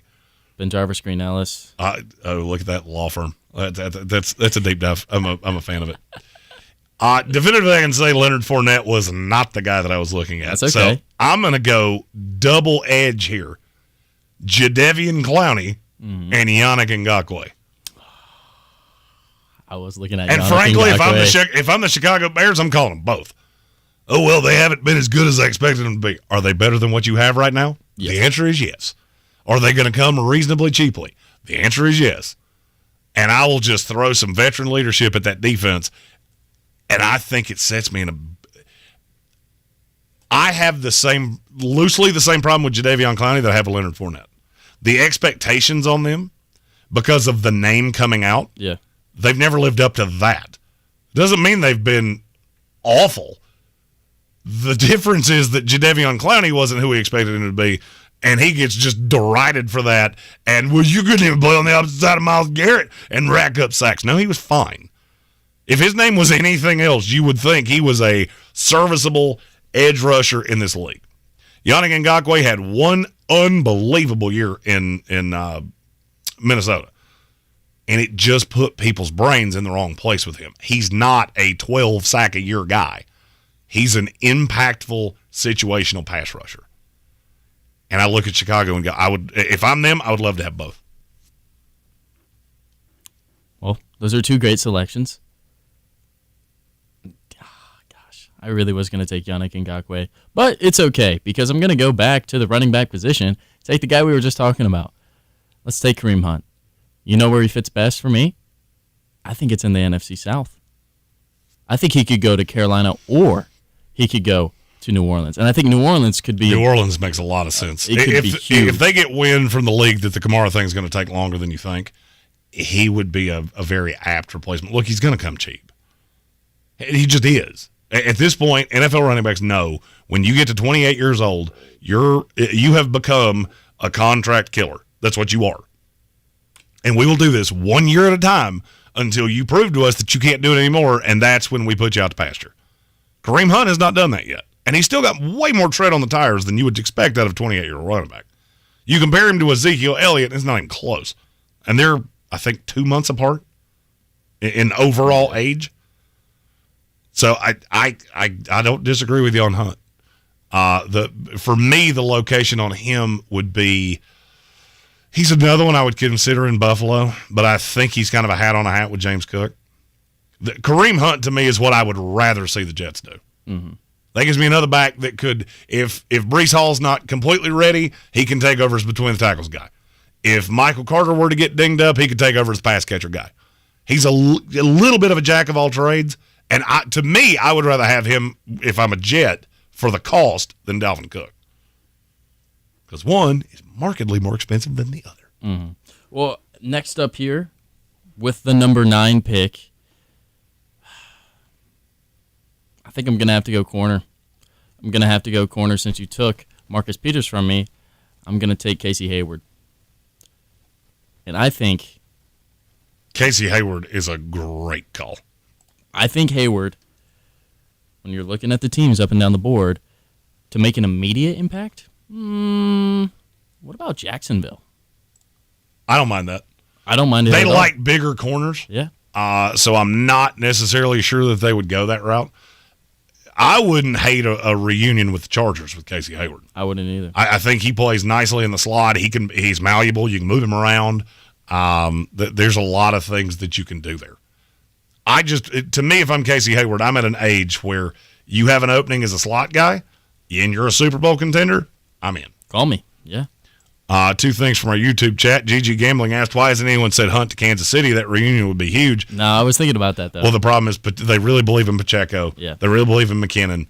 It's not really a spot for him. Mm-hmm. And obviously you've got the PR hit. And Dave Kyle said, can't wait to see Tank's picture of Jeremy when he's on vacation. And my response to that is he would have to figure out how to put it on the screen. And I've never taught him that, and I'm never going to. So that leads you with the number 10 pick. It does. My first one's Dalton Risner, the guard from the Denver Broncos, because I feel like that's a plug and play if I'm in need of a guard piece.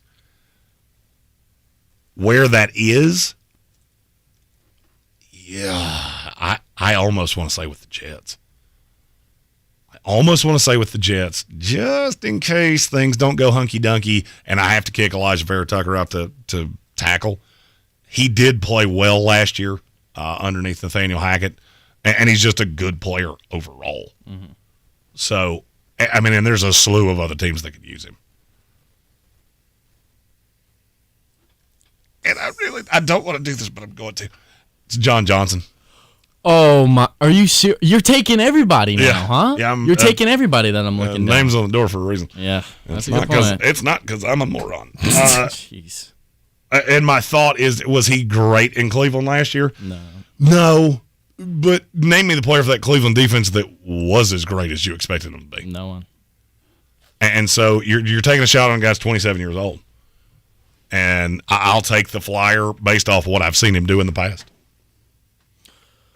Oh my gosh. What are you leaving me with? All these scraps over here. I mean, there are a lovely set of kickers that you can have for the low price of just $9.99. Really eyeing down Robbie Gould here. No, I do like Robbie Gould, but I'm not going to take him with this last pick. Number 12 pick. Oh man, he got in the news the other day for killing a bear. Oh, good Lord.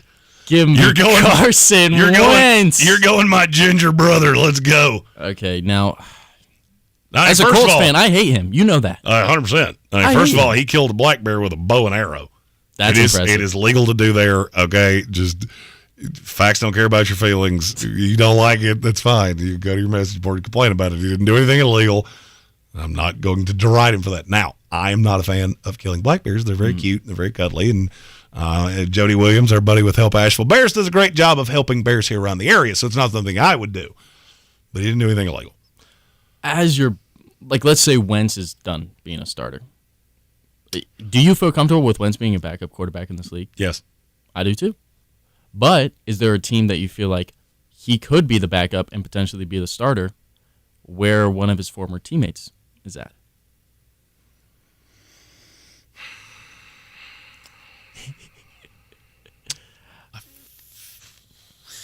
I don't know who you're talking about. No, it's okay. It wouldn't make any sense, but I just want to say it. I would rather have Carson Wentz as the backup in Atlanta than Taylor Heineke. I'm sorry. I wouldn't. I'll take Taylor Heineke 100 times out of 100. See, that's just where I disagree here. I do not like Taylor Heineke. I think he's too small. And I think Carson Wentz at least has some upside, especially when you have a run-first offense. Well, and I should say I wouldn't like Heineke in many other places. Yeah. I don't mind him in Atlanta because he's a vet guy that's got starts under his belt, and I think he can play within the confines of that Arthur Smith offense. I'm not sure Carson Wentz can. Carson Wentz at this point runs like Frankenstein, and I know he had the horrific knee injury and the ankles in Indy, and he's both ankles at the same time. Frankly, we need to get him a cup of whole milk to help with the development of his bones because they're apparently made of popsicle sticks. Yeah. I don't mind Carson Wentz, frankly. I think I said this earlier in the offseason. If I didn't say it on this show, I said it on another one. I would not mind having Carson Wentz behind one of these young quarterbacks. Mm-hmm. I'm looking directly at Tennessee. Like if the Ryan Tannehill thing goes sideways, you can't find a way to get him to renegotiate the deal. No. Behind Levis to tell him how the pitfalls of being the man can catch you. Because I think Carson Wentz is going to be one of those guys that down the line says, I believed my own hype. I did not work as hard as I should have, and it caught up to me. Oh, yeah. 100%. Because he was infinitely talented. There was a time that I said I would rather have Carson Wentz than any quarterback in the NFL. Now, that was a long time ago. But the injuries and obviously like the locker room issues with Carson Wentz, that's just what is his downfall. No doubt. And I think he can be a good backup for somebody. Yeah. I just don't know what that fit is. But it very well could happen before the season starts. All right, first daily draft of just me and Jake in the book. We got two more of those. We're preempted tomorrow by the Atlanta Braves. We'll be here Thursday and Friday before Tank comes back from his vacation. And yes, we're going to change the picture of Tank on the stream every day because I'm a jerk and I'm the only one that knows how to do that. Even intern Jake doesn't know how to do that. But he's a smart lad, and I feel like if I told him he could or if he was left alone with the device, he could probably figure it out. I'll also say there's a password on that device that he does not know. So, Summing it up, I got Dalvin Cook, Marcus Peters, Jadeveon Clowney, Yannick Ngakoue, Dalton Risner, John Johnson, the intern Jake, DeAndre Hopkins, Matt Ioannidis, Leonard Fournette, Kareem Hunt, Casey Hayward, and Carson Wentz. When we come back, it's time for the most important message of the day, and this will be the first time that I've ever had to say that part and say the most important message of the day. It's just a thing. And we will discuss the Cleveland Browns offseason files. Maybe not a team in the NFL that I feel is much better about right now compared to where I felt 365 days ago than the Cleveland Browns. I'll tell you why. Coming up next. This is your Exergen Temporal Scanner weather forecast on ESPN Asheville. Here comes some heat. We're talking 90s in the late week forecast to close down June. Wet forecast for early July and for the holiday early next week. Chance for rain showers early next week. Temperatures tonight in the valley at 60 degrees, 50s with elevation. Mid and upper 80s with sunshine Wednesday, Thursday, and then rain chances starting to increase for Friday and the weekend. High temps near 90. I'm meteorologist Scott Lauriamore. That's the latest Weather Channel forecast. This is your time saver traffic on the new ESPN Asheville. Traffic is slow 240 westbound between Chuns Cove Road and US 1923 exit 3. 26 westbound stop and go west of Airport Road to the Blue Ridge Parkway. 26 eastbound stop and go between Long Shoals Road to approaching Airport Road. 40 westbound near George's Branch Road. Traffic is very busy. Patton Avenue southbound stop and go approaching New Leicester Highway due to an accident. Near Avery Creek, Boulevard Road north and southbound stop and go near Long Shoals Road. Near the North Carolina Arboretum, Boulevard Road north and southbound stop and go between Clayton Road and the Blue Ridge Parkway. Hendersonville Road southbound stop and go between Biltmore Forest and Overlook Road. Sweeten Creek Road southbound stop and go approaching the Blue Ridge Parkway to Mills Gap Road. I'm Lyman Fuel with your Time Saver Traffic. Sponsored by Blindster.com. Hi, I'm Kyle at Blindster.com, and I sell custom blinds designed for do-it-yourselfers. Unlike stock blinds offered at big box retailers, Blindster blinds are custom made for your windows and shipping is free. Don't hire an expensive pro. Do it yourself and save big at Blindster.com. Where are we on the lineup? It's official. Avery is producing Main Street Music Days. We need to be ready. We're going to have lots of people. What's the status on the new sound engineer? They need an audio technician to keep things level from sound checks to encores. Make sure audio from one stage does not compete with another. Indeed can help them hire great people fast. I need Indeed. Indeed you do. Our hiring platform instantly connects you with quality candidates, and you can schedule and conduct virtual interviews right from the Indeed dashboard. Visit Indeed.com/credit and get $75 towards your first sponsored job. Terms and conditions apply. Spring in the South means the return of Atlanta Braves baseball. There's a liner out towards center field. It will lay down. Here comes Ronald. Braves win it. The 2023 Braves load up for another huge season. The Braves play here on ESPN Asheville. Real estate isn't about properties, it's about people. I'm Clarissa Hyatt-Zach with eXp Realty, your native realtor serving all of Western North Carolina.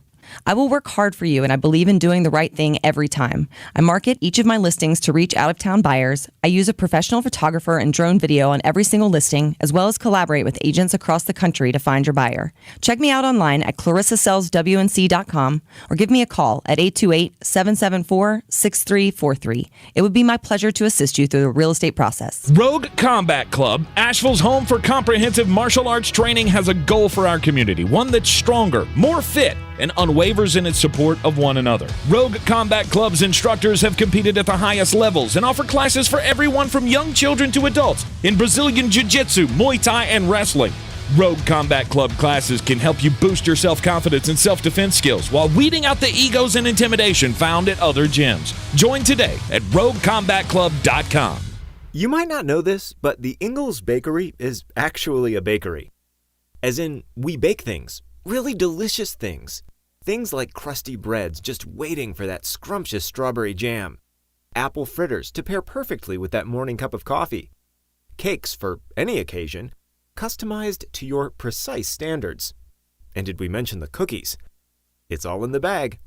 Ingalls, low prices, love the savings. I never get to say both these things. It's time for the most important message of the day. Crimes. Let's head over to Dunedin, Florida. As guys, we're always looking at the news and you see what? A Florida man. What did a Florida man do this time? Something crazy. Probably that's what they do. That's what they do. So a Florida homeowner. Oh, gosh. I'm sorry. This is just too much for me. So they have this Florida or a homeowner has pool cleaners that come over to their house. Okay, they do As it you do. about twice a week. So the pool cleaner was a little late this one day and came at 9 p.m. The family was a little struck. Don't do that. It's bad. I don't know this story, and I already vaguely know where it's headed. So the family noticed a man that they did not recognize, and so they locked the door, and they told the husband that there was a random person on their property. The homeowner yelled for the person to get out and go away, and then he heard noises. The former lieutenant colonel from the Army grabbed his AR-15 rifle from the bedroom closet and fired shots at the victim. Little to know, it was actually the pool cleaner. Ooh. Yeah, if you hear a noise in the woods, the first your first thought should probably not be to grab the bang, bang, bang, bang, bang. Bang, bang. I understand. Shoot in there. Hey, go away. So, how about this? He fired 30 rounds in 90 seconds. That's a lot. And he did not hit him one time. That's not good. You should be better with your bang, bang, bang. And I'm glad you're not, because you would accidentally shot your pool guy. So it looks like that the pool worker was just struck by glass, not struck by a shot. And the sheriff's office said, it's lawful, but awful. Don't bring out the bang, bang, bang when you don't know what you're bang, bang, banging at. It's bad. My story comes from Las Vegas, Nevada. It's about 23-year-old Eric Gutierrez. Mr. Gutierrez he's an entrepreneur. He's got a spirit about him. He's trying to do stuff out there. He called the Circa Resort and Casino in Las Vegas. He told them that he called the cage, which if you know anything about casinos, the cage is where what is? All the money. He called them and said he needed $320,000 for an emergency payment to the fire department in order to check fire extinguishers and other gear. That's red flag number one. Oh, yeah. Red flag number two is that when he did this, he said the reason that he was asking for it is because he was the owner of the casino. 23-year-old man, not the owner of this casino. Not. I feel Definitely very sure not. of that. Unless it was left to him in a will, and I feel like you would know that. So they go, we got to have the fire extinguishers updated. Got to make sure that the building doesn't burn down. Let's go get the money out of the safe. And not only did they give him $320,000 for emergency payment to the fire department, they gave him $1.17 million in cash during off-site exchanges because they thought he was the owner. The level of stupid in that is hard to comprehend. First of all, you never pay the fire department will never ask for $320,000 for your fire extinguishers. Second of all, how did you convince them to give you the other $850,000? I don't understand that. He's 23 years old. He's 23. He was arrested Sunday. They recovered $850,000 of it, but police do not know where $314,000 of it went. And just, me being, I always say, when you hear hoofbeats, it makes a lot more sense to assume horses than zebras. You gave a man $1.17 million in Las Vegas, Nevada. I can think of no less than 7 things that you could spend over $250,000 on in just a handful of days. And guess what? You ain't getting the money back for not nary a one of them. Mm-mm. There is not a refund policy for any of the things that I am actively thinking about. Because, see, there's things that are legal in Nevada that are not legal in other places. And this is not like layaway at Walmart. This is cash up front, and I'm not giving it back to you. I'm just okay. If you're an employee, look, I understand. Jake is probably the only 20-year-old I've ever met that has a full 100% common sense radar. Mm-hmm. If somebody calls you and says, I'm the owner of a business, you should take out a mess of cash. You should probably ask somebody before you hand it over. That's common sense. Well, as is so eloquently said in our YouTube comments by the username of one of our lovely listeners, common sense ain't so common. It's not. I just can't believe that. How do you get across? And is this person fired for that? Oh, beyond a shadow of a doubt. I would just love to know the explanation for that. Why is the cage down $1.17 million? The owner of the casino, I gave it to him. What car was he driving? A 2006 Kia Rio. What are you, stupid? Like, this is $1 billion hotel. Yeah. He had a donut on his car, stupid. Do you think the owner of this hotel is driving that clunker? What do you think? This is undercover boss and he's trying to hide himself in clear sight? The owner of a hotel is not going to say, hey, I need a lot of my cash. No way.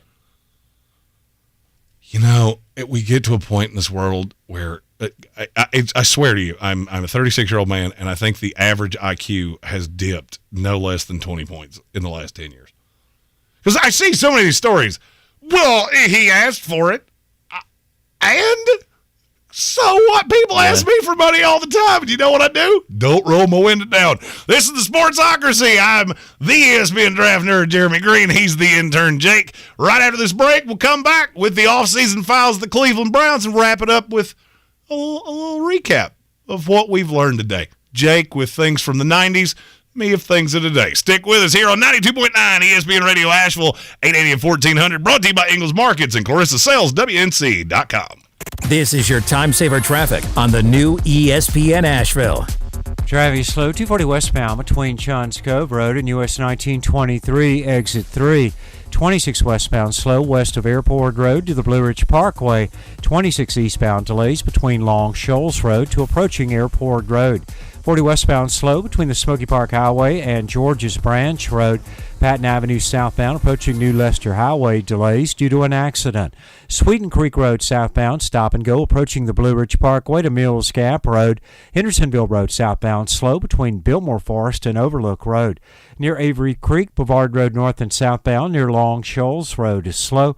Near the North Carolina Arboretum, Brevard Road north and southbound, delays between Clayton Road and the Blue Ridge Parkway. I'm Lyndon Fuel with your Time Saver Traffic. This report is sponsored by Blindster.com. Hi, I'm Kyle at Blindster.com. Since 2010, Blindster has sold millions of custom blinds, shades, and shutters to satisfied customers across the country with 20,000 5-star reviews and an A+ rating from the Better Business Bureau. Custom blinds at low prices and free shipping. Blindster.com. Mr. Clean, Mr. Clean. Of course I use Mr. Clean Magic Eraser to clean tough messes off my stovetop and bathtub. But then I discovered I can also use it to easily clean my patio furniture and even my shoes. I'm hooked. And when wipes won't cut it, I use Magic Eraser Sheets. They're thin and flexible erasers, perfect for everyday messes, like gunk on my counters and sinks. They really are magical. The reviews are in. Mr. Clean Magic Eraser and Sheets make cleaning look easy. Every day you breathe in thousands of tiny little germs, allergens, and viruses. Don't let these invisible invaders make breathing through your nose impossible. Flush them out with Navage. I'm Martin Hoke, and I invented Navage to make cleaning your nose easy. Navage uses powered suction to pull saline in one nostril, around the back of the nose, and out the other nostril, helping flush out everything that makes you miserable. Nearly 4 million people use Navage to breathe better, sleep deeper, snore less, and feel healthier. People like Doug, a verified Navage user who writes, I had difficulty for years breathing through my nose. After using Navage, my whole breathing has changed. My sinuses don't hurt, and no more stuffy nose. It's an amazing product. Unquote. If you suffer from sinus congestion, allergies, or snoring, then Navage is the safe, drug-free solution you've been looking for. Navage is at Walmart, Walgreens, CVS, Rite Aid, Target, and Navage.com. Navage, N-A-V-A-G-E, clean nose, healthy life. At Ingles Weather, we're celebrating Friday night rivals, televising college basketball games, bringing the Fan Fest to semi-pro soccer, or taking you out to the ball game at your minor league park. It's all in the bag. Ingles, low prices, love the savings. Since man created roads, they've been looking for ways to get off-road and vehicles to take them there. That's where Outlaw Off-Road comes in. a premier off-road center for Jeeps, trucks, and SUVs with a complete lineup of off-road and overland services, including maintenance and repair to make your vehicle all that it can be. Check out their location right here in Western North Carolina at 85 Avery Creek Road. Call them today at 828-974-8480 or visit them on the web at theoutlawoffroad.com. Our communities are filled with wonderful people who make living here great. At Home Trust Bank, we're proud of that. And that's why we focus on helping homeowners prepare for what's next. Our local mortgage bankers have the experience you need and exceptional personal service you'll appreciate. Home Trust Bank is ready to help make a house your home. When it's time to buy, visit your local Home Trust branch or go to htb.com/mortgage. The Sportsocracy. We're just dumping a bag of hammers. Oh, it's go home time here in the Sportsocracy. It's go home show. We're preempted tomorrow by the Atlanta Braves. You'll be able to hear some great Braves baseball, and I'm going to play a little golf. And Jake, you got any plans for the day off? I'm probably gonna play some FIFA and maybe watch some soccer. Yep, those are something that you won't do. 100%. Yeah, that's let's see, things I would do before that. Schedule my own colonoscopy to be done by someone that doesn't have a medical license. I would do that before I would. Now, playing the FIFA game, I can get down with. That's fun. No, I don't understand it. I know who none of the players are. Not a lot of people do, but yeah, again, it's just a game. Well, see, I always play the My Career mode. So I'm like, I got transferred to what? A correctional facility? That's the only time I don't know what the transfer means. Did they sign me or trade me or use words that I understand? Words that I understand. The Cleveland Browns are pretty good at football, and they're going to score a whole mess of points. Look, I'm on record as saying Deshaun Watson caught a lot of flack last year, and much of it deserved. I'm only talking about what happened on the field. I don't think there's a player on the planet that could have gone through that and not been clunky. There was going to be rust, and I feel like we're chalking it up to that's who he is, instead of it had basically been almost 2 full years before he'd been on the field. Oh, yeah. Now you look at all the things that have been added. I don't have a single fear of the offense. Do you? No, the offense looks great to me. Obviously, one of the best running backs in the NFL, Nick Chubb, and then Amari Cooper. Elijah Moore is going to be breakout. And Tank's favorite wide receiver, Donovan Peoples-Jones. And David Njoku. And Cedric Tillman. I could just go on. I really could. Oh, it's a very, very good. It looks great. It's a very good team. Here's my question. Mm-hmm. With the hiring of Jim Schwartz to take over the defense, yes, can we get that back to what it's supposed to look like as opposed to what it looked like last year? I feel like you have the pieces. I do too. You know, Jeremiah Owusu-Koramoah, I love Anthony Walker, and the secondary, the safeties are okay, but well, I mean, Grant Delpit's terrible at football. Yeah. Well, I could argue this is the best group of corners in the NFL. Oh yeah, and it's really not that deep of an argument. No, it's not. Oh, you forgot Martin Emerson, who might be the best of the three. Oh yeah. Now, not necessarily like now. I'm talking about for the long term. Yeah. I love this secondary, and I think with Okoronkwo, who you signed from the Houston Texans, cannot believe they let him get out of the building. And the additions of Dalvin Tomlinson and all the things that you've done to the interior. The problem with Cleveland is you can bleed them like a catfish running the ball. They want to run the ball. Mm-hmm. And so their games often – I remember the one in the snow with New Orleans, which was eye broccoli. Oh, my gosh, yeah. I mean, that was like watching two blood relatives hit each other in the face with wiffle ball bats. It was like you don't even know who to root for. Yeah. I want this to stop and give me all hug and be family. Yeah, this is just awful.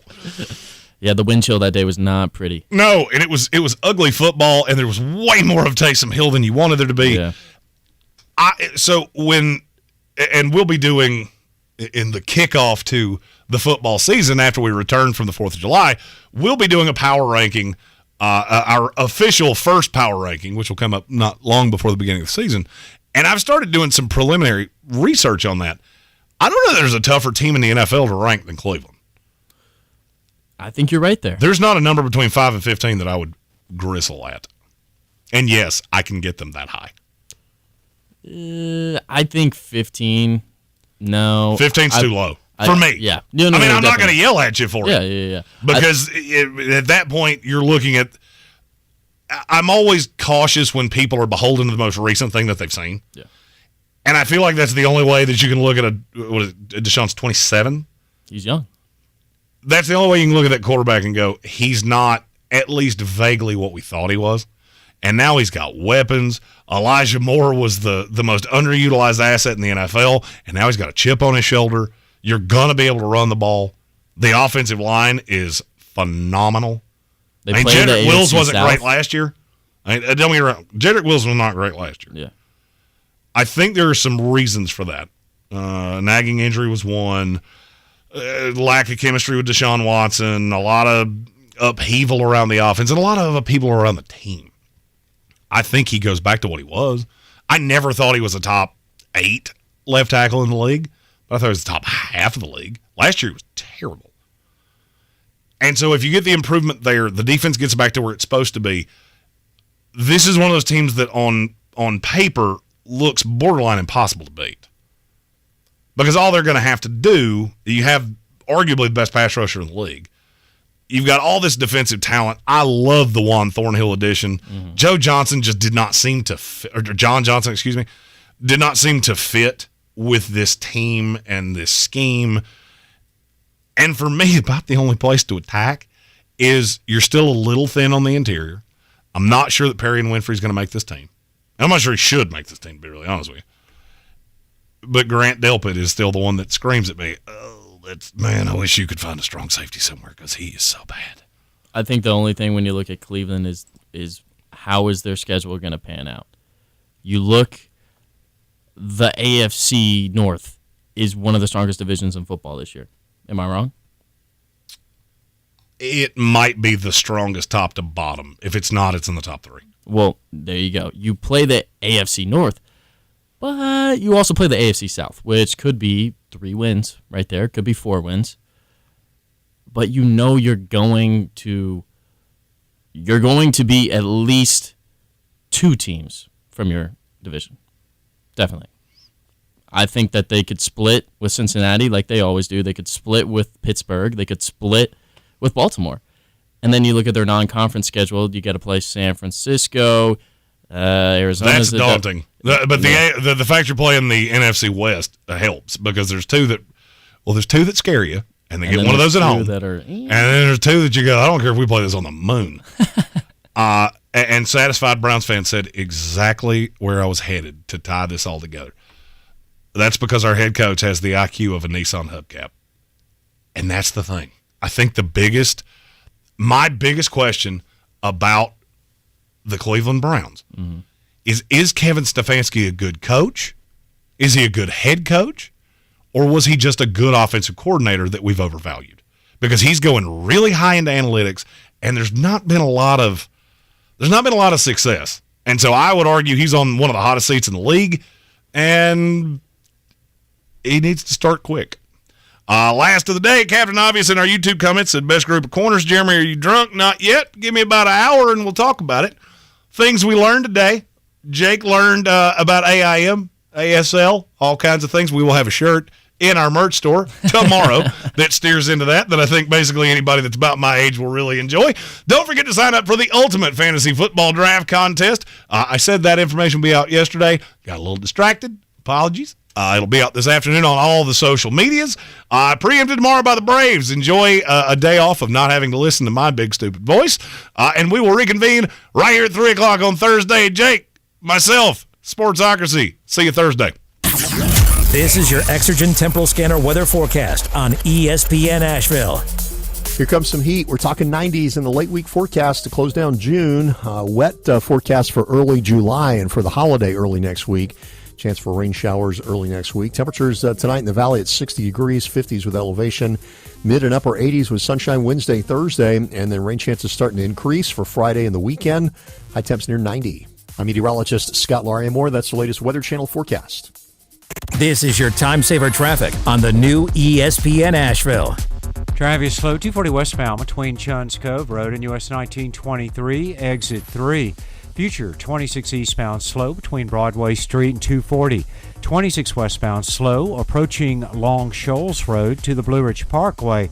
26 eastbound slow between Long Shoals Road to approaching Airport Road.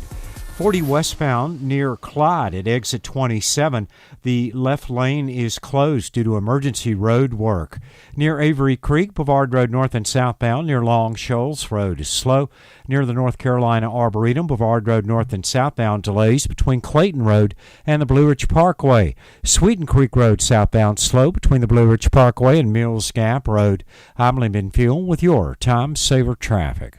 Sponsored by Blindster.com. Hi, I'm Kyle at Blindster.com, and I sell custom blinds designed for do-it-yourselfers. Unlike stock blinds offered at big box retailers, Blindster blinds are custom made for your windows and shipping is free. Don't hire an expensive pro. Do it yourself and save big at Blindster.com. Careless debris burning is the leading cause of wildfires in North Carolina. Remember to keep your burn pile small, not tall, and never burn on dry, windy days or leave your fire unattended. Learn more at ncforestservice.gov. You are the best defense against wildfires. From the Ingalls Studios, this is ESPN Asheville, WPEK, W225CJ Fairview, WMXF Waynesville, and iHeart radio station.